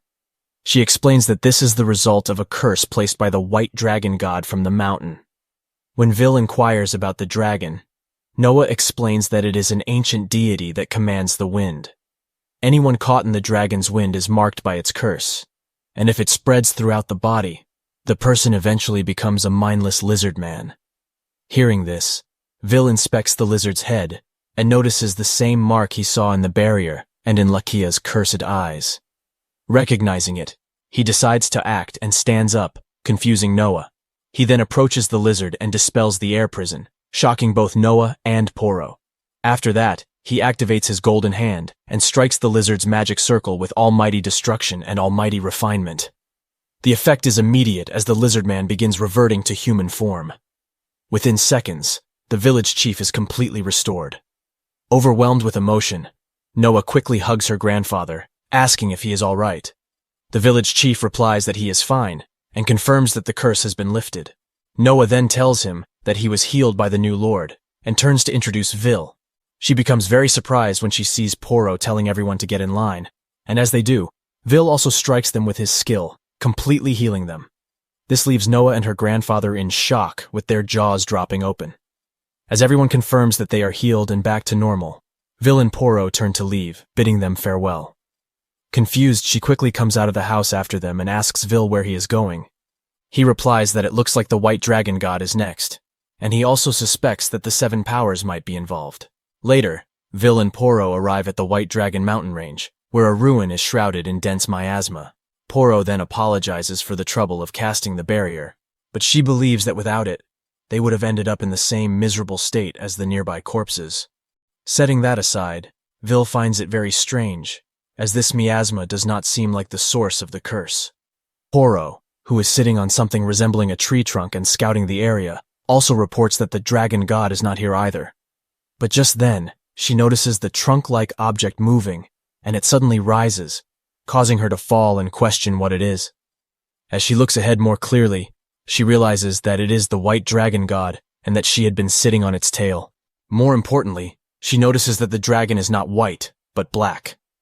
The dragon begins gathering flames in its mouth, causing its throat to swell like a frog. As it breathes fire at her while she remains too shocked to move, Vil quickly intervenes, blocking the flames with a barrier. He then explains that this is his upgraded barrier, superior to the one used in the capital. Hearing this, Porro asks if that makes the barrier divine. Before Vil can respond, the dragon lunges at them, but it is no use. Its face sinks into the barrier instead of breaking through. Vil continues explaining that not only does this barrier guard against miasma, but its flexibility also allows it to absorb physical attacks. This becomes evident as the dragon is bounced off and sent flying, crashing to the ground. The impact causes the ground to crack, shocking Vil, who wonders what is happening. It turns out that the ground is completely hollow, and as it crumbles, Vil, Porro, and the dragon all fall into the void below. Thanks to Vil's highly flexible barrier, they land safely. After removing the barrier, Vil asks Porro if she is all right, to which she replies that she is fine thanks to his protection. However, the same cannot be said for the dragon, which crashes despite having wings. Seeing this, Vil concludes that the curse might be so powerful that the dragon cannot even fly. When Porro asks how a dragon could be cursed like this, Vil notices something, and everything suddenly makes sense to him. He then walks toward the dragon, shocking Porro as she calls out to him, and even the dragon is startled. But since it is in no condition to fight, it simply roars while Porro suggests that it might be angry because she stepped on its tail. Vil clarifies that the dragon is not angry, but rather in deep pain. Approaching the dragon, Vil respectfully addresses it as an honorable creature, and says that while he does not know the cause of its suffering, he promises that if it can trust him for just a moment, he will restore it to its former glory. Understanding his words and seeing the sincerity in his eyes, the dragon decides to trust him and lowers its head, allowing him to do as he wishes. Now, with the dragon's cooperation, Vil activates his golden hand skill and strikes it using the almighty refinement skill. Instantly, the black aura begins dissipating from the dragon's body as it starts healing and returning to its former state. Just like that, the curse is lifted from the dragon, and it regains its former glory, exactly as Vil promised. Surprised, the dragon expresses disbelief that its scales and their color have truly returned. Vil is also surprised to hear the dragon speak, and asks if all dragons are capable of speech. After a brief pause, the dragon reveals that it is a dragon god, which is why it possesses the ability to speak. Upon learning this, Porro is shocked to discover that it truly is a dragon god, as she had doubted it earlier due to the black scales. The dragon thanks Vil for restoring it to its original form, but admits it never learned his name. Vil then introduces himself as a traveling blacksmith named Vil. However, Porro further introduces him as Lord Vil Craft, the new Lord of Crowley. The dragon is surprised upon hearing the name of the fief, and remarks that they are alike. As Vil and Porro exchange confused looks, the dragon god explains that it shares its name with the land, as the previous king once bestowed the name upon it. Upon learning that the land is named after the dragon, Vil apologizes for trespassing on its domain.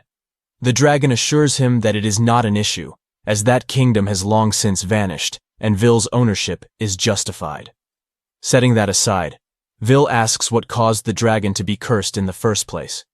The dragon explains that ever since the land lost its king, it has wandered in grief, and during its sorrowful days, a shadowy figure suddenly cursed it. Upon hearing this, Porro suspects that after she was cursed, winds from the mountains began spreading and infecting the villagers. Concerned, the dragon asks whether it has become a burden to others. Vil reassures the dragon that it is not to blame, and points out another magic circle beneath them. Shocked, the dragon asks what it is. Vil explains that it is a magic circle with an illusory technique, noting that most people cannot see it and expressing surprise that the dragon can, especially since Porro cannot. Vil continues by explaining that the circle induces malicious thoughts in its targets, affects a wide area, and prevents them from leaving. He believes that whoever cursed the dragon is likely one of the 7 powers. Upon learning this, the dragon god vows to tear the 7 powers apart. Declaring this, the dragon slams its claw into the magic circle, but it remains intact, leaving it stunned. Vil then steps in to help. Activating his golden hand ability once more, he strikes the magic circle with almighty destruction and refinement. The circle shatters instantly and vanishes, and thanks to his almighty refinement, he also manages to restore a castle that once stood there. As he turns to inform the dragon that it can now come and go freely, he is shocked to see that it has transformed into a girl, whom he addresses as Lady Crowley in astonishment. She too is surprised and finds it unbelievable that he has created a sanctuary for her. Hearing this, both Porro and Vil ask whether such a gesture is truly surprising to a god. Lady Crowley, the dragon god, explains that when gods descend from heaven, they lose much of their power. However, as long as they are within their sanctuary, they can wield their full strength, which now allows her to polymorph as well. In simple terms, the castle Vil has rebuilt has become her celestial domain. Vil is surprised that he has truly built a sanctuary, which now serves as her domain. As Vil admires his own craftsmanship while looking at the mark on his hand, Crowley also notices it. She quickly grabs his hand to see it more clearly, and identifies it as the mark of the sun. She is genuinely astonished to see it, and explains that it is an extremely rare sigil that grants the power of the golden hand. It is the proof of one who has grasped the sun, and only a few have ever been granted this honor since the creation of the world. Learning this, Porro is equally surprised by how knowledgeable Crowley is. She then recalls having seen a similar sigil in her territory at one point. Later, Crowley takes Vil and Porro to the location where that sigil once appeared.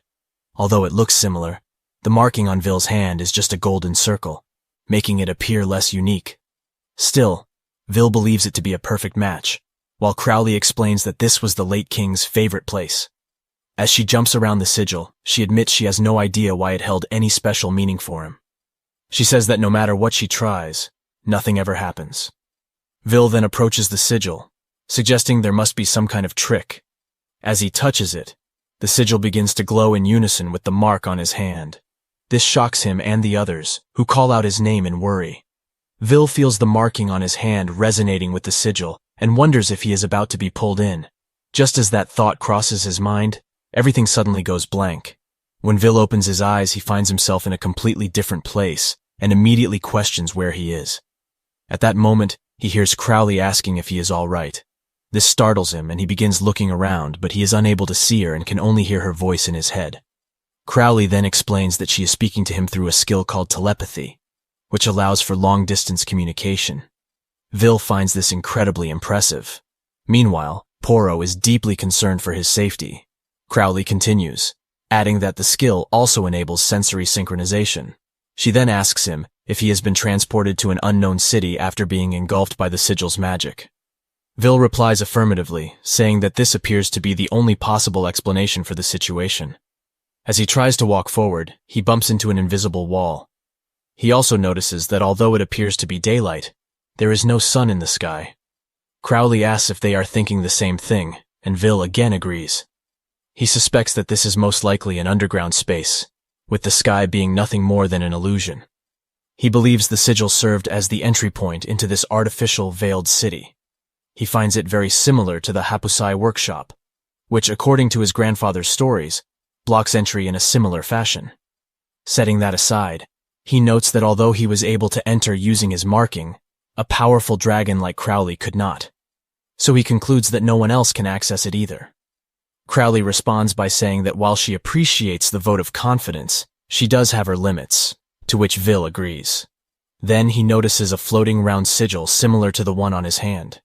Sensing that it feels slightly different from everything else in the area, he touches it. The sigil then vanishes instantly, revealing a gate and shocking him. Crowley is equally surprised and informs him that this is an ultra-rare, top-tier, impossible dungeon called the Fall, one of the 7 hells. As Vil asks for more details, Crowley explains that these ancient hidden dungeons are scattered throughout the world, and this one, the Fall, is the first ever to be discovered.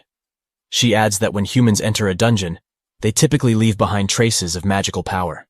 However, since this one has no lingering aura, it means Vil is the first person to ever set foot inside. He then enters the gate and finds it highly unusual. As if the sigil was created by a smith of Hapusai, how could no one have ever discovered this place? Just then, he notices an ore shining on the wall, and after a close inspection, Vil believes it is neither adamantite nor divine iron. His eyes sparkle with excitement, as this means it is a completely unknown mineral ore that he can use to forge new tools, making it a must-have for him. However, Crowley informs him that, according to the books she has read about these dungeons, the walls are indestructible, so he will never be able to extract it. But before she can even finish her sentence, Vil uses his almighty destruction skill at level 1 with decomposition, effortlessly breaking the wall. This utterly shocks Crowley, who asks what he just did and whether that destruction skill is truly one used by a blacksmith. Confused, Vil asks what she is talking about, to which she explains that if his skill is powerful enough to break a dungeon wall, then it could erase everything with a single strike. She then asks if he understands how dangerous that ability is. Casually responding with indifference, he summons his storage box and tosses the ore into it. This further shocks Crowley, who asks how he can act like it's normal and what the box even is. Hearing this, Vil asks if she is referring to his storage box, to which Crowley replies in frustration that of course she is. Vil explains that this skill is an extension of his Golden Hand ability. Crowley acknowledges that she knows Golden Hand is one of the highest-ranking production skills, but according to her knowledge, it is not supposed to have multiple features. However, Vil reveals that with the Golden Hand ability, he possesses 5 skills: Almighty Refinement, Almighty Destruction, Full Restoration, and Enhancement. As Crowley is stunned and asks if he is serious, Vil goes on to mention the last skill. Though he does not reveal its name, he expresses that he is not a huge fan of the 5th skill, describing it as kind of, but leaves the sentence unfinished, choosing instead to focus on completing the dungeon's mapping. Since that is the case, Crowley tells him that he will need to explore first. However, taking out some paper along with a rod of graphite, Vil replies that he doesn't need to explore because the map is already complete. This confuses Crowley, and just as she is about to ask when he did that, Vil taps the paper and graphite rod with almighty refinement. Instantly, a detailed map appears, and he tells Crowley to take a look. She is extremely shocked, telling him not to casually tell her to see, and demands to know when he gathered the labyrinth's layout in the first place. Vil explains that earlier, when he struck the ore with his hammer, he used the vibration that traveled through the ground to map the labyrinth. Hearing this, Crowley is deeply impressed, finding it similar to a bat's sonar, and asks if there is anything he cannot do. Vil replies that it's nothing. He's simply good at making things, as expected of a blacksmith. A few moments later, the sigil on the ground begins to glow again, and Vil manages to exit the dungeon through it. Just as he is about to say he has returned, Porro rushes at him and hugs him, tears streaming down her face as she expresses how worried she has been. Confused, Vil says it's nothing, as not even an hour has passed. However, Crowley informs him that he is mistaken. Time flows differently inside the dungeon, and he has actually been gone for 10 days. Hearing this, Vil is very shocked. Wanting to make it up to Porro, he decides to compensate her by gifting her a hairpin he made as an apology. After attaching it to her hair, he quickly steps away from her and asks if she can hear him, startling her as she indeed can. Vil then explains that it functions as a communication device, allowing him to speak with her from anywhere, even from inside a dungeon. Upon learning this, she blushes softly, happily calls his name, and hugs him. Crowley then asks if it is similar to a telepathy device, to which Vil replies affirmatively, adding that he got the idea from her. This shocks her, as he has just created a communication device based on a skill only dragons possess. She has been surprised so many times since meeting him that she simply decides to give up trying to make sense of things at this point. With that matter settled, Vil informs her that he has a request. A few moments later, in Lamont village, where Vil previously cured the villagers, they have begun repairing the damaged homes and infrastructure. Among those working is the village chief, who coughs heavily while his granddaughter Noah begs him to stop, warning that he is pushing himself too hard. However, he refuses, insisting on helping rebuild the village as quickly as possible. As Noah tries to argue further, a voice from above interrupts, saying that the task now belongs to someone else. Confused, Noah looks to the sky and asks who it is. The speaker turns out to be Vil, who arrives riding Crowley in her white dragon god form. Vil lands safely in front of the villagers and informs Noah that he has brought the white dragon god with him, shocking her and the others. However, upon hearing the name White Dragon God, the villagers panic and begin to flee in fear, as legends claim the creature is cursed. Seeing their reaction deeply upsets Crowley. Believing her presence only brings fear, she decides to leave. But just as she is about to fly away, Vil tells her to stop. As she pauses, Porro declares to the villagers that the curse has been lifted by Vil. Everyone stops running, and Vil further proclaims that from this moment onward, no one will ever be able to plague this land again. He explains that the White Dragon God was a victim as well, and she has come to offer her apology. Crowley, confused by the mention of an apology, looks at Vil, who asks if she does not want to make amends. He then plucks a scale from her, stating that with this material, it should be possible. This puzzles Crowley even more. As Porro notices the scale in his hand, Vil walks toward the villagers, tosses the scale into the air, and activates his golden hand. Striking the falling scale with almighty refinement, he conjures a magical circle on the ground that begins building something on its own. The structure takes the shape of a fountain modeled after Crowley's dragon form. As water begins to flow from the dragon-shaped fountain, the village chief notices it gleaming in 7 colors. He calls Noah over to take a look, and she, along with the other villagers, reacts with astonishment. When the water touches them, the village chief suddenly feels rejuvenated and stronger. Not only he, but the other villagers and Noah also find the sensation deeply soothing. Still confused, Crowley asks Vil what is happening.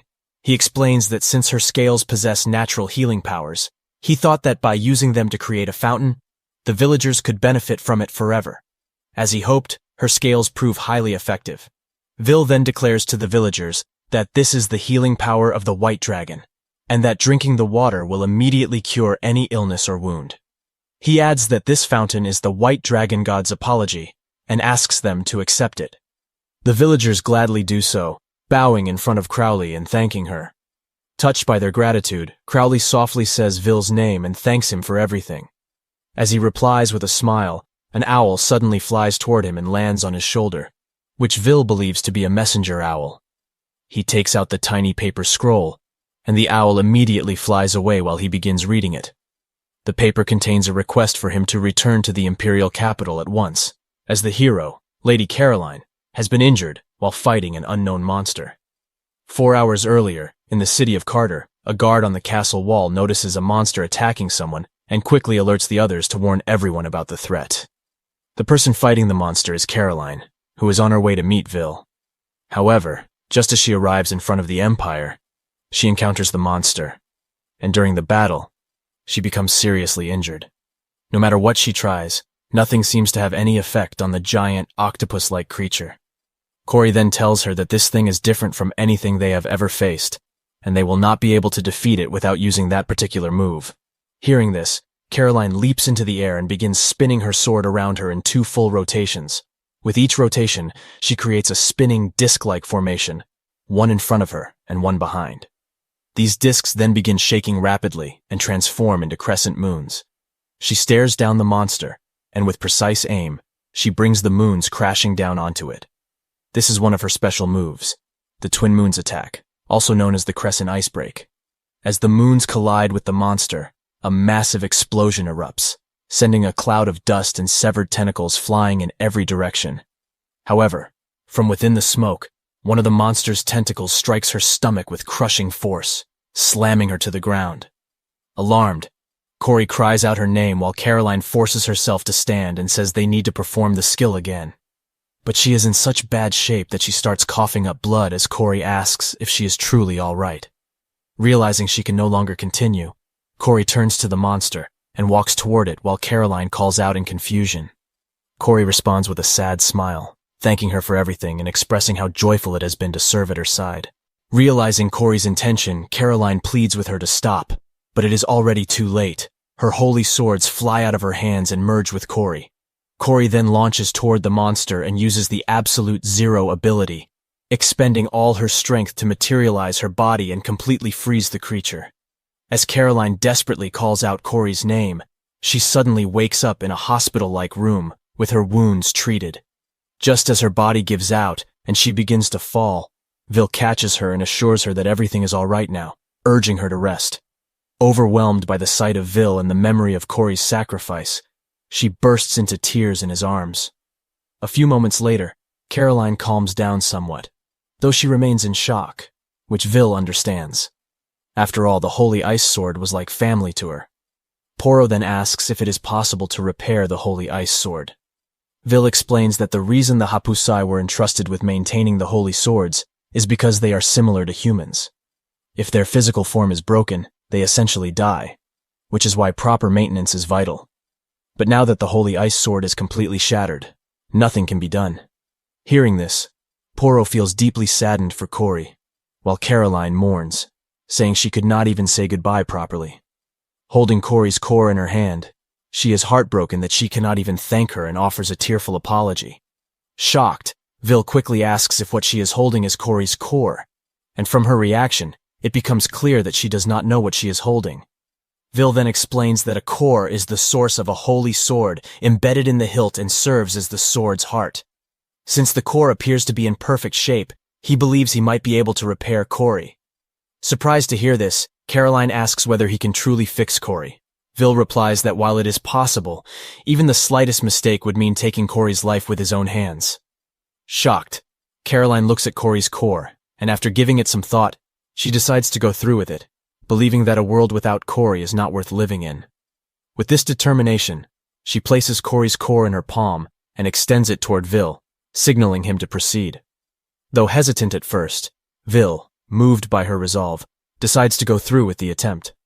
However, he remains conflicted, as even his grandfather could only perform basic repairs on a holy sword.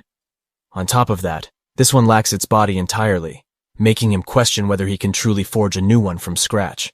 As Caroline holds the core in her hand and pleads for Cory to return to her, it suddenly begins to glow and forms a magical circle.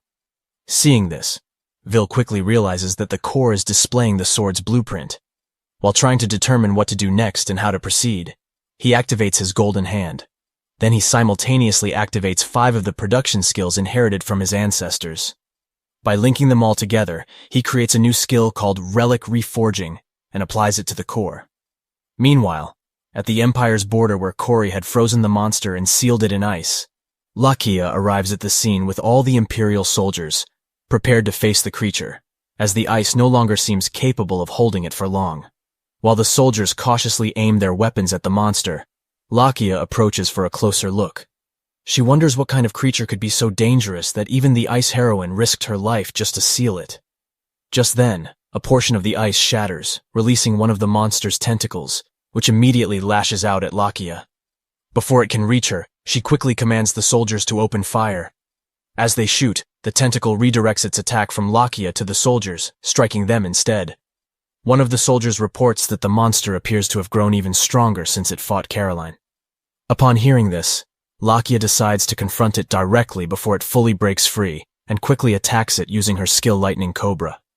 As her attack lands, the monster's tentacle begins to burn with electricity, giving her a brief moment of satisfaction.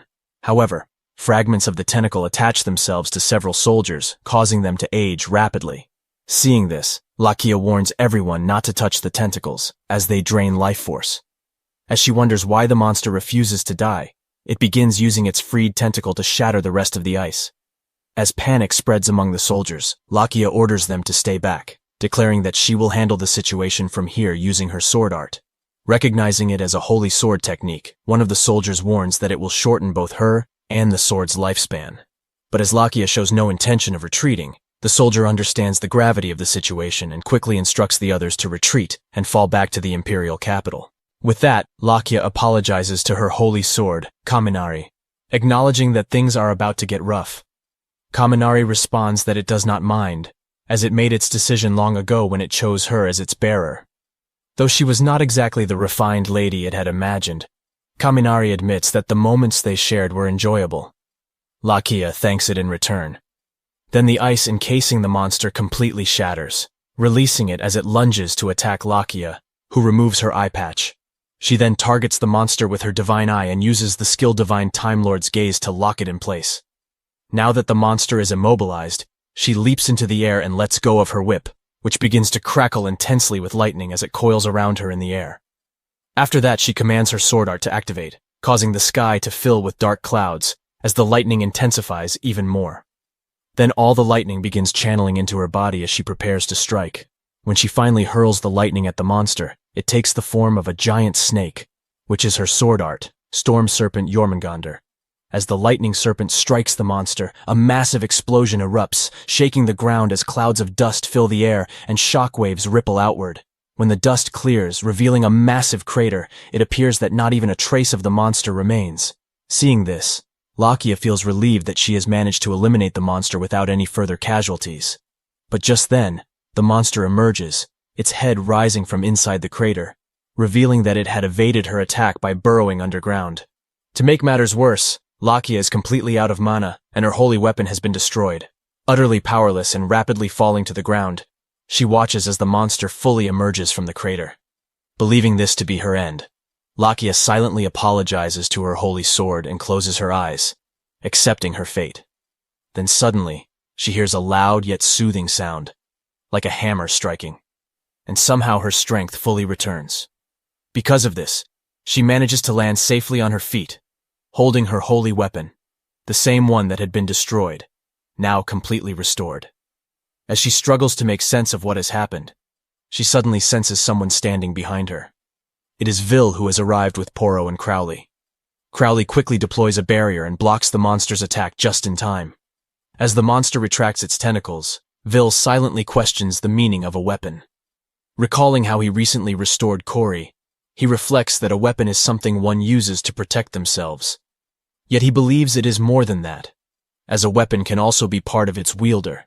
This thought fills him with growing anger, that the monster had broken something so valuable and brought pain to people he cares about. Then, as Crowley releases the barrier, the monster launches another strike, but Lakia steps in front of Vil to shield him.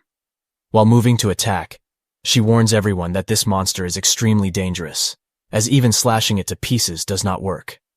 To demonstrate, she slashes one of its tentacles with lightning imbued into her whip, but she is confused when it does not begin regenerating as it usually does. She quickly realizes that Vil has not only restored her holy weapon, but also upgraded it, which makes her genuinely happy. Setting that aside, Porro and Crowley also join the battle. While Porro slices off one of the monster's tentacles, Crowley breathes fire at it. Then, just as Porro cuts another tentacle, Yozora warns her to be careful, as contact with the tentacles seems to inflict a curse that drains the energy of holy blades. Suddenly, Crowley notices strange changes occurring in the monster's body as it begins to transform, turning into an entirely different beast, now known as the Divine Lion. While Lakia is shocked by the monster's transformation, it unleashes all of its tentacles in a furious assault. There are so many that Porro and the others struggle to dodge them. Vil then quickly tells the others to step back and strikes himself with the almighty refinement skill, resulting in a powerful body enhancement. As Porro and the others watch in astonishment, Vil tells them to leave the little cub to him. Just then, the monster instantly closes the distance and launches an attack. However, Vil effortlessly dodges it and mocks the creature, asking if it is blind or simply too slow. Porro is stunned by Vil's sudden speed and asks how he became so fast. Before Vil can respond, the monster attacks again, but he dodges once more, this time breaking the creature's claws in the process. He then explains that almighty refinement allows him to restructure anything, including his own body. Although the effect only lasts for a short period, it makes him a literal superhuman during that time. As Porro and Lakia praise Vil for his skill, Crowley urgently tells him to stop. She explains that the lion appears to be cursed, just as she had been when Vil first saved her. Hearing this, Vil notices a jewel embedded in the monster's forehead and suspects that this disgusting object may be the source of the curse. The monster then seems to be in agony, clutching its head, and Crowley believes it is experiencing unbearable pain. Analyzing the jewel, Vil realizes it is rooted deep into the creature's brain. Removing it by force could be fatal. Lakia comments that it reminds her of her own right eye. As Vil studies the cursed circle carved into the jewel and sees how twisted its design is, the monster reaches a breaking point from the pain and charges at him. But Vil, who is already prepared, swings his hammer and remarks that it looks like this thing needs some repairs. With a single powerful blow, combining almighty refinement and destruction, he enlarges his hammer and strikes the jewel. The cursed circle shatters instantly, emitting a blinding light and unleashing a shockwave that shakes the area. As dust clouds the battlefield, Crowley anxiously calls out to Vil. When it clears, the beast is revealed to be alive. As it collapses from the shock of the curse's release, Vil assures it that the cursed jewel has been destroyed and it should now be free. Surprised and confused, the lion creature questions how it is still alive. Vil is taken aback upon realizing that the beast is in fact a lioness, not a male. He expresses relief that she is safe. Overwhelmed, the lioness bursts into tears and thanks Vil with heartfelt gratitude for saving her and ending her madness. As she thanks him, he gently pats her head and says it was no problem. The lioness then departs, saying that fate will bring them together again someday. Hearing this and realizing the lioness was female, Lakia becomes frustrated and mutters whether she now has to compete with a lioness as well. As Vil comments that the lioness is more livelier than he had expected, something attacks him out of nowhere. It turns out to be the curse that was controlling the lioness, which had actually been hiding within the soldier's body. Not only that, it now fully emerges from the ground in its true form and demands to know how the lioness is still alive even after the cursed jewel is destroyed. Realizing that the curse is no longer trying to conceal itself, Vil asks if its main body has been cowering underground while spying through the night's eye this entire time. Upon hearing this, the curse asks Vil how he is familiar with its methods. Vil replies that he doesn't actually know anything about its ways and simply figured it out by analyzing the structure of a truly garbage-tier item. Since it seems this curse enjoys toying with life, Vil declares that he will fix the twisted structure of the curse. Upon hearing this, the curse bursts into laughter, claiming it was created from the 7 greatest cursed objects, and is known as Tsukumogami. It believes the path before it is a glorious one, and warns Vil not to interfere with its mission to obliterate the sacred relics. Vil responds that before it can carry out its mission, he will take care of it and purge it. At that moment, the curse lunges its hand-like appendages at Vil, while the girls call out his name in worry. As the hands approach, Vil realizes that if these tendril-like things touch him, he will be consumed. Since he cannot attack directly, he uses almighty refinement to activate a subskill called Steel Spear Forest. Just as the name suggests, numerous spears suddenly emerge from the ground and stab the incoming hands. As he wonders whether the attack succeeded, the hands phase through the spears and manage to strike him, causing Porro and the others to grow even more anxious. The curse mocks Vil, calling him a fool for wasting his time, and claims that gods like itself cannot be harmed by mere human creations. It can only be affected by objects touched by the divine. Vil then leaps into the air, activates his golden hand, and declares that if the curse says so, he is going to test it. He establishes a connection with the divine hammer Mjolnir and throws something at the curse. Believing it to be the hammer, the curse combines all its hand-like limbs into a massive one to catch and crush it. However, it turns out to be a sword, a holy one. The holy sword successfully pierces the curse and inflicts critical damage. Shocked, the curse asks Vil how he possesses a holy sword. Vil explains that while his real sacred relic is his hammer, he only has one and cannot afford to lose it. So he created this holy sword using the box-like object floating above him. However, the sword soon begins to degrade rapidly and eventually disintegrates. Vil explains that since only sacred relics can harm a god, he created a fake one using magic, usable for only 1 minute. As the curse reels from the revelation that it was a fake, Vil admits he hates using this ability, but it is his 5th skill, infinite forgeries. Upon activation, Many of the boxes he used to forge the holy sword appear in the sky. As the curse demands to know what these boxes are, Vil explains that they contain the memory of holy swords once wielded by the Golden Hand's owner.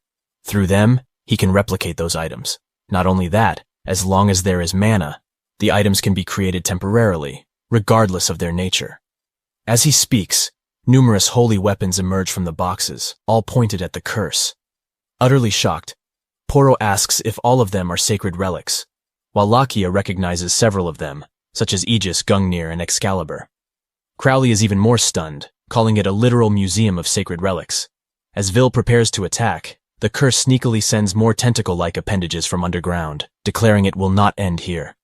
Porro quickly warns Vil, though it proves unnecessary. Vil intercepts the attack with sacred relics that emerge from the ground and destroy the tendrils instantly. As the curse screams in pain, it asks if Vil also created relics underground. Ignoring the question, Vil quietly apologizes to the relics as they flicker into existence only to vanish moments later, then launches them all at the curse. Struck by the sacred relics, the curse is utterly obliterated. Just before its death, it tells Vil that the 7 powers will one day be his doom. A few moments later, as Vil rests after the battle, Porro offers him an apple, but Caroline tells her to step back and let him rest.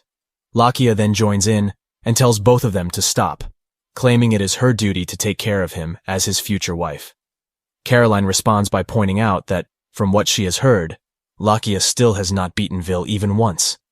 Irritated, Lakia snaps that she does not need an old hag like Caroline to keep track. While they argue, Porro offers Vil the apple again, but since his mana has already recovered, he tells them to share it among themselves. However, all of them refuse and in perfect unison insist that he eat from their hands for better recovery. Vil finds it hilarious that they are fighting one moment and perfectly synchronized the next, and someone else agrees with him. That person turns out to be Empress Artemis, who has come to see him and asks how he is doing. She gently holds his hand and suggests that he receive a proper, comprehensive examination, as he is the Empire's treasure after all. Caroline immediately intervenes and asks Artemis what she means by calling Vil the Empire's treasure, asserting that Vil is a citizen of the Gaitanerga kingdom, and that the Empress cannot arbitrarily claim him as part of her empire. Vil then explains that she can, as she has bestowed a noble title upon him. Hearing this, tears begin to well up in Caroline's eyes, as she asks in disbelief if he truly has become a noble of the empire. As she admits that she never expected things to turn out this way, Vil gently assures her that it is all right. With a bright smile, he promises that despite everything, he will always take care of her. Caroline is surprised by his words, and when she takes them literally, steam rises from her ears as her face turns completely red with embarrassment. She then dashes out of the room, saying she needs to cool off outside. Seeing her reaction, Vil turns to those around him and asks if she is really that happy about him promising to maintain her sword, to which none of them reply, all left speechless by how dense he is. Setting that aside, Artemis emphasizes that she cannot possibly reward him enough after he has saved her empire from an unprecedented disaster. She then declares him the empire's most revered hero. However, Vil feels that calling him a hero is an exaggeration, a sentiment Lakia disagrees with, believing that even this title fails to do him justice. Had he not arrived when he did, the empire would have been doomed, as the cursed being known as Tsukumogami wields a power far beyond anything they have ever faced. To express their gratitude, the Empress lowers her head slightly in a bow, while Lakia offers a full 90-degree bow. Moved by their sincerity, Vil accepts their gesture, but still refuses the title of hero, insisting that what he did was nothing special. He explains that he was able to defeat the Tsukumogami purely by luck, as his abilities happened to be just effective enough to counter the curse. He believes it was the strength of his sacred relic that made the difference, and that he simply swung it around. Seeing how humble he is, the girls begin giggling, with Porro commenting that he truly is quite an unusual man. Meanwhile, in the kingdom of Gaitanerga, Sirikal is pushed out of a store called the Comet Emporium. Despite this, she does not leave and begins banging on the door, pleading for help. With tears in her eyes, she begs them to come to her Hassan Trading Company, as she has no one else to rely on. Suddenly, the shop owner opens the door and shoves a newspaper into her face, the headline declaring that the Hassan Trading Company is staring down bankruptcy. The shopkeeper firmly states that a business built on lies like hers deserves to rot. With that, She slams the door in her face and tells her to leave at once. This leaves Cyril devastated, as with this rejection, there are no smiths left to forge for her company, and no customers remaining to buy from it either. As there is literally nothing she can do now to save her company, she begins to cry, and decides to go ask Sechin for answers. Meanwhile, in the capital town of Gaetanerga, Sechin arrives carrying a large sack and the false seal in his hand. He appears filthy, with flies swarming around him, and people quickly stepping aside while covering their noses. More importantly, the false seal in his hand continues to emit a dark aura. He begins giggling mischievously, and remarks that there are plenty of customers here. Placing the sack on the ground, he starts yelling for everyone to come and take a look. He declares that the items he has crafted are so magnificent, they are worth dying for. Hearing this, some nearby adventurers wonder if they should take a look. As he overhears their conversation, Sechin starts untying the sack, saying they are in luck today. After opening the sack to reveal a collection of high-quality-looking weapons, he tells them to behold the masterpieces he has created. The adventurers are stunned, and one of them even recognizes some of the weapons: Excalibur, Aegis, Gaebulg, and even Levitine. Sechin then announces that all of these are legendary items, available for the low price of 1,000 gold each. As one adventurer holds what appears to be Excalibur, he is surprised by how cheap it is. In truth, however, all of the weapons are worthless junk that Sechin has forged using the false seal. He silently mocks the adventurers, calling them fools. Intent on showing Cyril how filthy rich he plans to become for both of them, Sechin's thoughts resonate with the false seal, causing it to emit an even darker aura. Just then, a mage prepares to test the sword using magic to create an icicle. Although he admits his novice-level magic isn't impressive, he believes it will suffice. The adventurer raises the sword, ready to strike, while Sechin cheers him on. As the blade slices through the ice effortlessly, the adventurer is stunned. Sechin, just as surprised by the result, lets out an awkward laugh, not expecting the weapon to perform so well. Declaring this to be the power of legendary weapons, Sechin draws a crowd of eager adventurers who rush to buy one.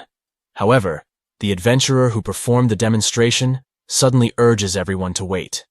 Before he can say more, Sechin asks if he wants to buy that Excalibur and offers it for just 1,000 gold. Before Sechin can finish, the adventurer replies that he doesn't want it. He wouldn't pay even a single gold coin for such fakes. The mage explains that while the sword cut through the icicle with ease, it is now chipped after only one swing. Hearing this, the other adventurers begin to question whether the weapons are truly fakes. Sechin insists that it's normal for a sword to chip, but the adventurer refutes him, stating that a true legendary weapon radiates power the moment one holds it. This one feels like junk. To prove his point, he slams the sword into the ground, shattering it into pieces like glass, exposing Sechin's scam. Despite this, Sechin argues that they can't blame him, claiming they aren't real smiths, so they have no right to call the items fake. He appears to be having a mental breakdown, clutching his head in disbelief, and insisting that the weapons can't be fake because he is the head blacksmith of the Hassan Company. He is so deluded that he claims to possess skills even the gods would envy. The adventurers are shocked to hear he is from the Hassan Company, the same one they read about in the newspaper as having gone bankrupt. After witnessing their fraudulent business practices firsthand, all the adventurers declare they will boycott the Hassan Trading Company. They also begin calling him a liar and a fraud, which Sechin refuses to accept. He trembles with rage, insisting that it is not true. As his emotions intensify, the false seal begins to glow and release an even darker aura. Unable to bear the humiliation any longer, he yells that his talent is undeniable and raises the false seal high, causing a cloud of dust to erupt.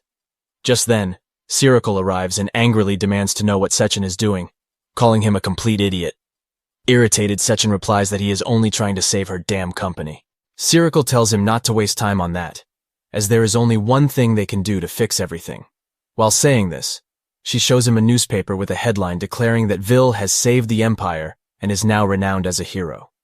She suggests that they quickly find Vil and apologize together. Before she can say anything else, Sechin suddenly kicks her in the stomach. As she falls onto her back and feels immense pain, she asks what in the world he is doing, reminding him that she is carrying his child. Ignoring her, Sechin begins uttering Vil's name repeatedly and tells her to just shut up. He cannot stand even hearing Vil's name and wishes he would go to hell. Clutching her belly in pain, Sirikul asks Sechin what is wrong with him, and how he can even say such things. Sechin replies that he would rather die than apologize to Vil. He also refuses to believe what is written in the newspaper about Vil being a hero, calling it total nonsense. He then grabs Sirikul by the shoulders and with a disgusted expression, asks why she is whining when she has him. Sirikul slaps him across the face, and while getting up, she tells him that he is a disappointment. She then answers his question by saying she is whining because he is completely talentless. As she says this, Sechin sees the figures of his father and grandfather looking down at him with expressions of deep disappointment. This shocks him so much that he freezes like a statue, unable to say a word. Seeing this, Sirikul sighs in utter disappointment. Since there is no helping it, she begins to leave while Sechin yells for her to stop, asking if she is abandoning him. Sirikul stops midway and tells him he can stay there if he wants. She will go and apologize to Vil alone. After saying this, she walks away, while all Sechin can do is scream her name. This makes him even angrier as he begins slamming the ground, shouting that all they care about is ability and skill. As he repeatedly slams the ground with the false seal, it begins to merge with his hand, emitting an increasingly dark aura. Witnessing this, a nearby adventurer thinks it is time to call the guards. Then Sechin's hand fully merges with the false seal, and now he wants Vil to come, as he plans to steal Vil's skill and talents for himself. A few moments later, Sirikul is riding a train to the Empire to meet Vil and ask for his forgiveness. In the compartment where she sits, a hooded man is beside her, and across from her is a mother with her child. As Sirikul contemplates how she will apologize to Vil, the child in front of her begins crying, telling her mother that her doll is broken. This is very troubling, as the mother does not have any sewing tools with her, and the doll's head is completely severed. Just then, the hooded man reaches out his hand, saying that sewing tools are unnecessary.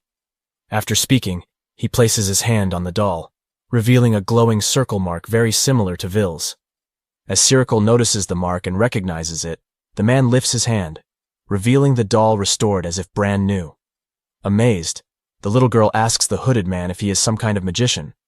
When he replies that he is not, she asks if he is a toy maker then, to which he responds that it is something like that. The mother then thanks him, to which he humbly replies that it was nothing. Slightly turning towards Sirikul, he states that he is just the kind of person who cannot ignore someone in need. Sirikul then asks him if he is a well-renowned blacksmith, as she recognizes the marking on his hand to be that of the golden hand. Hearing this, the man shows her the marking, asking if that is what she is referring to, and Sirikul becomes certain it resembles Vil's. She recalls that Vil's right hand, which bore the same marking, possessed a special power, making her wonder if this person has it too. She then apologizes for the sudden question, and bowing slightly, asks if he would like to work with her trading company. Hearing her request, the man mentions having heard that the Hassan Trading Company is currently experiencing terrible misfortune. Sirikul is shocked and wonders how this person knows her name. As she struggles to process this, the man tells her that he has no intention of joining any organization, as he is currently on a journey to create something. Hearing this, Sirikul finds him very similar to Vil. She apologizes again, explaining that she could not help herself from asking, perhaps due to her pregnancy affecting her thought process. Upon learning this, the man says it is a good thing, as he believes that among all the creations humans bring into the world, children are particularly fascinating. Sirikul finds his statement a bit odd and repeats the word creation. In response, the man takes something out and hands it to her. It turns out to be a piece of candy, which he believes will make her feel better. Though candy is not exactly what she wants, she cannot outright refuse it, so she awkwardly thanks him. As he smiles at her, a smile visible only through the wrinkles around his eyes, Sirikul feels a bit pressured and decides to accept it. The man seems to expect her to eat the candy immediately, so she puts it in her mouth.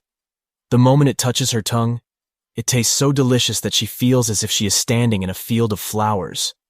Overwhelmed by the sensation, she wonders what this thing is, as a wave of happiness suddenly washes over her. While Sirikul is still dazed from the candy, the man stands up and announces that he is getting off here. Confused, the woman informs him that the train will not stop until it reaches its final destination, the imperial capital. The man replies that it is okay and thanks her for worrying about him. Before leaving, he turns around and tells the young girl to take care of the doll.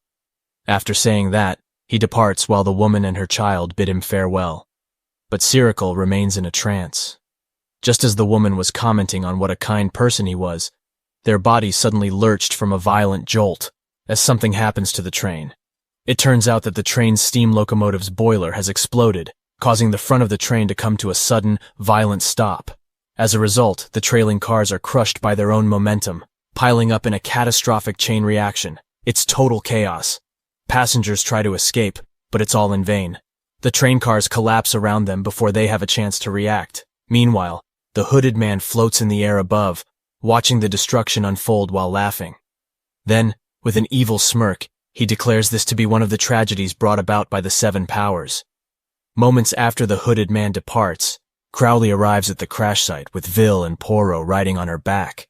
He is horrified by the sight of countless bodies strewn across the wreckage and finds the devastation unbearable.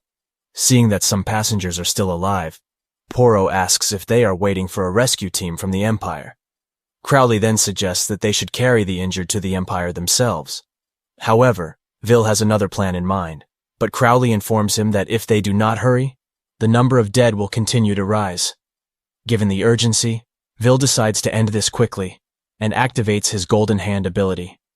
As he begins to thoroughly analyze the wreckage, he notices many magical circles scattered throughout the scene, circles identical to the ones he has been dealing with over the past few days. Setting that aside, he now begins analyzing the people affected by the conditions created by those magical circles.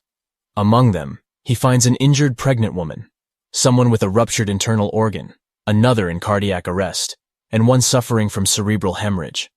After examining the rest of the passengers, he completely grasps their conditions. He then proceeds to the final step and unleashes a full restoration, following which everything begins to float as the restoration takes effect. Not only the train, but the people as well, begin to heal as their wounds close. In an instant, everything returns to its original state. The train is completely restored, as if nothing had ever happened. This amazes Porro, who hugs Vil and praises him for fixing everything all at once. Vil, too, is surprised by what he has accomplished and wonders if he may have leveled up, though he considers everyone's safety to be a far greater reward than any level increase. Suddenly, he hears someone calling his name, and as he looks down, he sees a familiar face. He recognizes the person as his ex-fiancé, Sirikal, who had betrayed him with his brother. She quickly falls to the ground and kneels before him, repeatedly apologizing. She then begins to cry as the dragon prepares to land, but before it does, Vil jumps off and approaches Sirikal, telling her to stand up. As she raises her head in response to his voice, Vil informs her that the passengers will undergo a thorough examination at the Imperial Capital Hospital. However, since she is pregnant, he will transport her first. Seeing how gentle he is, unlike his brother, who had literally kicked her in the stomach, Sirikal realizes just how wrong she was. As she approaches Vil with tears in her eyes, admitting her mistake, she collapses to the ground, continuing to apologize, which greatly concerns Vil. A few moments later, after placing as many children and women as possible onto Crowley, he instructs her to take them to the capital and informs the rest of the passengers that they will have to wait for the rescue team to arrive. With that settled, and as Crowley flies off, Vil anxiously watches her departure while carrying the injured. Setting that aside, he shifts his attention to the train and finds the situation rather strange. He had used his restoration skill, which restores everything to its original state, and yet something feels off. The train tracks and surroundings appear perfectly intact, so there should not have been any accident in the first place.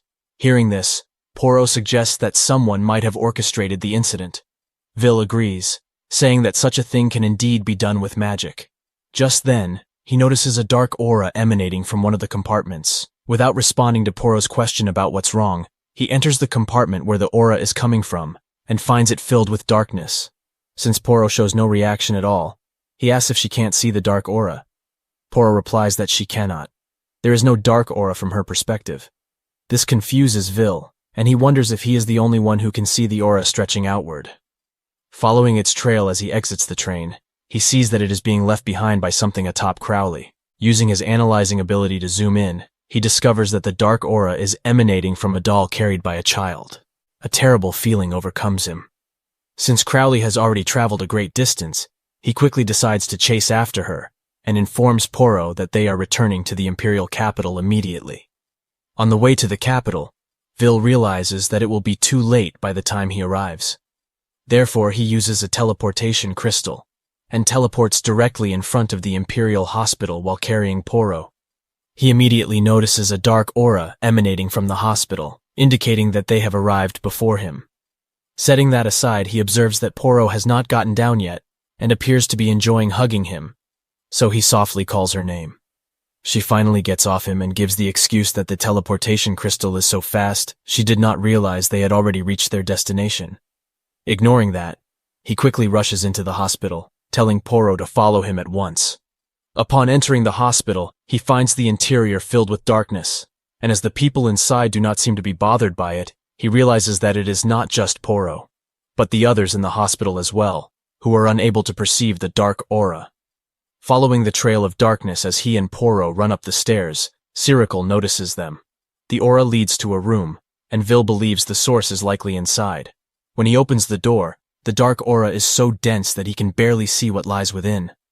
As both of them enter, they see a woman and her child completely enveloped in the dark aura. They are the same mother and child Vil had healed at the accident site.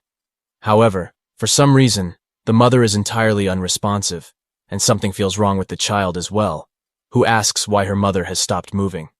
As Porro runs toward the child to check if she is okay, Vil quickly tells her to stop. When she does, he asks her if she cannot see what is in the child's hand.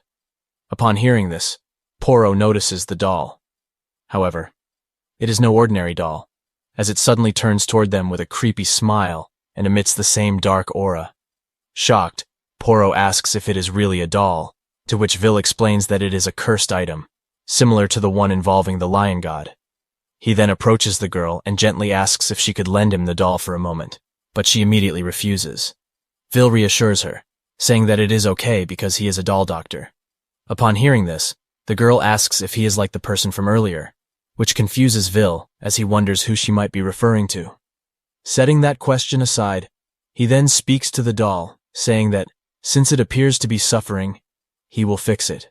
Hearing this, the girl reaches out with the doll. As he prepares to fix it, he finds it unforgivable that someone would turn a child's precious doll into a cursed item. Just then, the doll starts reacting, revealing a cursed magic circle.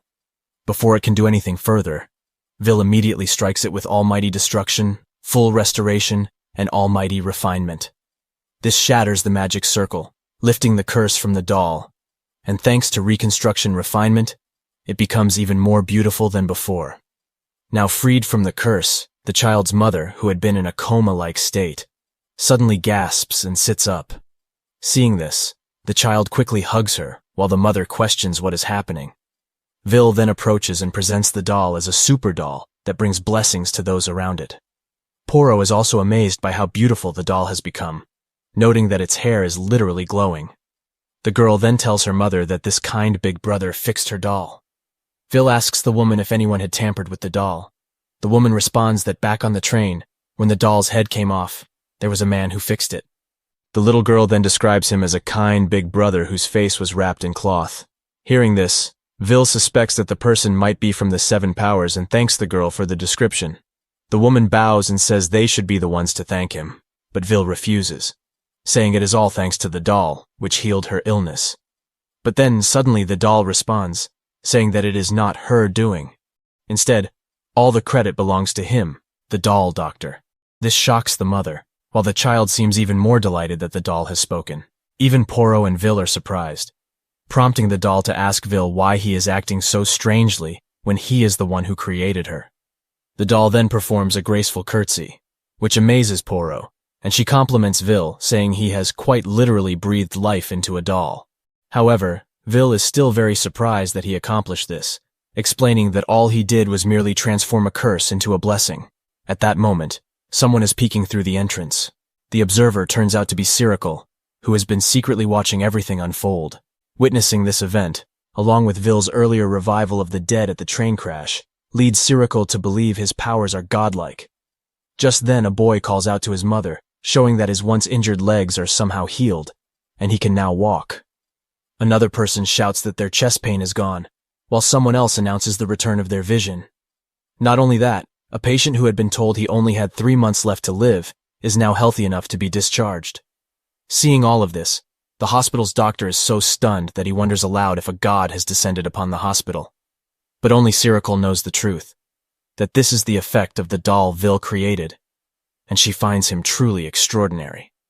She then stops her train of thought, as she realizes what she truly wants. Vil. Determined to get him back, she decides to act immediately. As Vil and Porro admire how cute the doll is, Sirikul enters the room and calls out to him. With tears in her eyes, she says she has been looking everywhere for him because there is something she needs to say. As she speaks, Porro glares at her sternly, while Vil rises and apologizes, saying he is currently very busy. Sirikul then apologizes for forcing him out, and explains that ever since he left, the Hassan Trading Company's sales volume has plummeted, all because Sechen's skills turned out to be completely useless.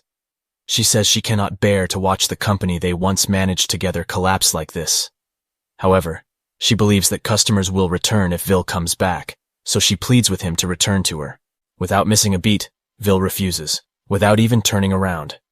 His blunt rejection catches her off guard, and she asks if he is truly angry with her. With a troubled expression, she says he must be angry at being betrayed by those he once loved. But even so, before she can finish, Porro immediately steps in front of her, causing her to stumble back. Porro shouts at her, calling her persistent, and angrily tells her to stop making a scene. She questions how Sirikul can ask Vil to return after betraying him. Getting up, Sirikul responds that this has nothing to do with her. Mistakenly assuming Porro is from a rival company trying to recruit Vil, she declares that she won't let that happen. Porro clarifies that she is someone who was saved by Vil and someone who believes she understands him better than anyone else. Hearing this, Sirikul raises her voice and accuses Vil of having an affair with Porro, calling it a betrayal. Porro retorts that it was Sirikul who betrayed him, not the other way around, leaving Sirikul at a loss for words. Porro then tells her to leave, stating that Vil has a noble mission ahead and no time to deal with her. As Vil still refuses to even look at her, Sirikul collapses to her knees. She begins striking her head against the ground, apologizing and saying there is nothing more she can do. She begs Vil to return and asks if he is really willing to let the Hassan company be destroyed. Vil coldly replies that it is already too late, hearing which Sirikul freezes. He then reminds her that she was the one who claimed the company was hers alone. Moreover, she even said that the company's success was her achievement and had nothing to do with him. Since that is the case, it is now her responsibility to fix whatever problems the company faces.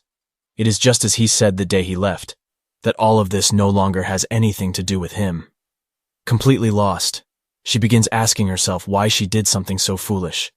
Her body starts trembling as she apologizes to Vil, Sechen, and her baby, realizing it is no use anymore. Then suddenly, her belly inflates like a balloon, becoming twice its normal size, shocking everyone in the room while she repeatedly says that it hurts. At the same time, Vil notices that the black aura has returned, now emanating from Sirikul's body. Alarmed, he quickly asks her if she also came into contact with a hooded man. Though barely conscious, Sirikul responds, saying the man gave her a delicious candy. Upon hearing this, Vil becomes certain it is the work of that man. Just then, a cursed magic circle appears atop her belly and begins forming what looks like a portal. As the portal fully materializes, something starts to emerge. As its head becomes visible, it is revealed to be a giant frog-like monster baby, most likely Sirikul's child, now transformed due to the cursed candy. Once fully out, the creature crawls toward Vil and suddenly leaps at them. Fortunately, Vil and Porro manage to dodge while carrying the mother and daughter, causing the monster baby to fall. After safely landing, Vil quickly instructs the mother to find a safe place with her daughter. While doing so, she warns others in the hospital about the monster and urges them to call the adventurers immediately. This leaves only 3 people in the room with the monster baby. As Sirikul regains consciousness, she realizes she has somehow given birth and questions how, as it is not yet time. But when she sees the baby, it also notices her and crawls toward her, calling her Mama. The moment it reaches out with its frog-like hand, she instinctively slaps it away, screaming monster. The monster baby is shocked. Rejected by its mother, it begins to cry, so loudly that it emits airwave-like shockwaves, forcing the 3 of them to clutch their ears. The sound also shatters many objects in the room, leading Vil to wonder if the child is using wind magic. But since there is no spell or magic circle involved, Vil concludes that the child possesses extraordinary magical power. When Porro asks what he means, Vil explains that the hooded man's curse might be causing the child's magic to spiral out of control. Hearing this, Sirikul realizes the candy she ate is responsible. As the monster baby continues crying, Vil calls out to her. He tells her that no matter how terrible the parents are, the child should not be blamed, and reminds her that she is the only mother this child has. Moved by these words, she turns to the child. Seeing it cry, she understands that none of this is the baby's fault. She begins crawling toward the creature and calling out softly and takes its hand. Then she touches her forehead to the baby's and apologizes, saying that although she brought this child into the world, she pushed it away. The monster baby stops crying and embraces her, calling her Mama. Vil and Porro release their ears in relief. Just then, a group of adventurers bursts into the room and yells monster upon seeing the child. Before Vil can stop them, the adventurers prepare an attack and unleash a combination of fire, wind, and electricity toward the baby. Before the attack can land, Sirikul quickly shields the child with her own body, taking the full brunt of the assault. She is severely burned and collapses lifeless to the ground, shocking the monster baby. The child begins to tremble with rage, and the adventurers realize they have made a terrible mistake. The monster baby then unleashes a sonic scream far more powerful than before, at least 100 times stronger. The force is so overwhelming that Vil and Porro can barely remain standing, while the adventurers, who are the targets of the blast, are obliterated into smithereens. But it does not stop there, as the sonic attack causes the entire hospital building to crack and eventually collapse. Just then, he activates his golden hand and using the divine hammer, deploys the skillful restoration. In an instant, everything returns to normal, and the adventurers are also brought back. As they look around and ask each other what happened, Vil calls out to them, overflowing with rage. He angrily demands to know how they could do such a thing to a child. Terrified by his furious reaction, the adventurers quickly flee while apologizing. As Porro comments on how rude they were, Sirikul is shown to be perfectly fine. As she regains consciousness, she notices the pain is gone and realizes it must be Vil again. Then suddenly, she hears a baby's voice, and when she looks down, she is shocked to see that the baby has transformed into a human form. Overwhelmed with joy, tears well up in her eyes as she holds the baby in her arms, filled with disbelief and happiness that her child has truly become human.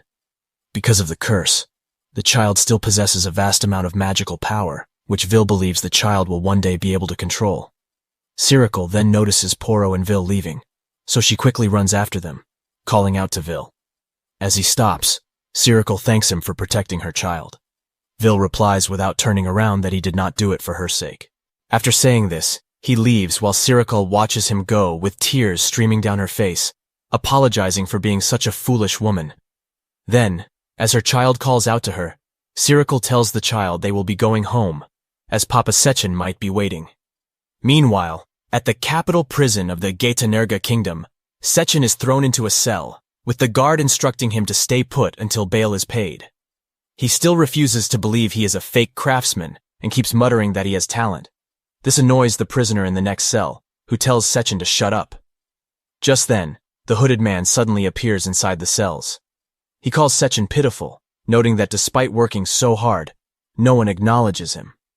Recognizing him as the one who gave him the false seal, Sechin yells at him to provide stronger items, insisting he wants talent.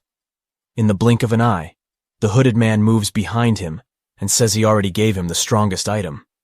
But Sechin argues it is not strong enough, as everyone still looks down on him and mocks him. The hooded man then approaches Sechin, and with a sinister smile, asks why he doesn't just take everyone's arms. After saying this, he touches Sechin's deformed arm with his hand marked similarly to the golden hand. This causes Sechin's arm to transform morbidly, and he begins laughing hysterically. Seeing this, the prisoner in the next cell panics and yells for the guards. At that moment, a section of the capital prison wall cracks under immense pressure, then bursts outward as if smashed by a colossal force. From the debris, Sechin leaps out, his hand completely transformed, and now bearing the arms of prisoners and guards fused into it. With this, he declares that he will take everyone's arms without exception. Meanwhile, the hooded man floats in the sky, watching everything unfold with an exalted gaze, eagerly anticipating what Sechin will accomplish. Immediately after breaking out of prison, Sechin attacks the town where he once grew up. As people flee in panic, Sechin laughs hysterically, thrilled that he can now destroy buildings as easily as wet paper. Just then, adventurers arrive at the scene, and upon seeing Sechin, recognize him as the fake craftsman. They rush to attack without hesitation, but Sechin blocks all their attacks with his cursed arm. He then swings the arm at them, sending them flying to the ground. However, their arms are mysteriously missing, and they are unable to activate their skills. It is then revealed that all their severed arms are now attached to Sechin's cursed hand. At that moment, the guildmaster of the Adventurers Guild arrives. Telling everyone to stand back, she rushes in to attack him. She swiftly strikes at the arms Sechin has collected, causing them to fall off his cursed arm, leaving him stunned. Declaring it her duty to protect the town, she vows to eliminate him, and the adventurers are relieved by her arrival. But Sechin does not appear concerned. Then the guildmaster suddenly notices that she is missing an arm. In an instant, Sechin seizes her entire body with his cursed arm and begins absorbing her into it, declaring that he will take her powers as well. Now, with even the S-rank guildmaster absorbed into his arm, he feels invincible.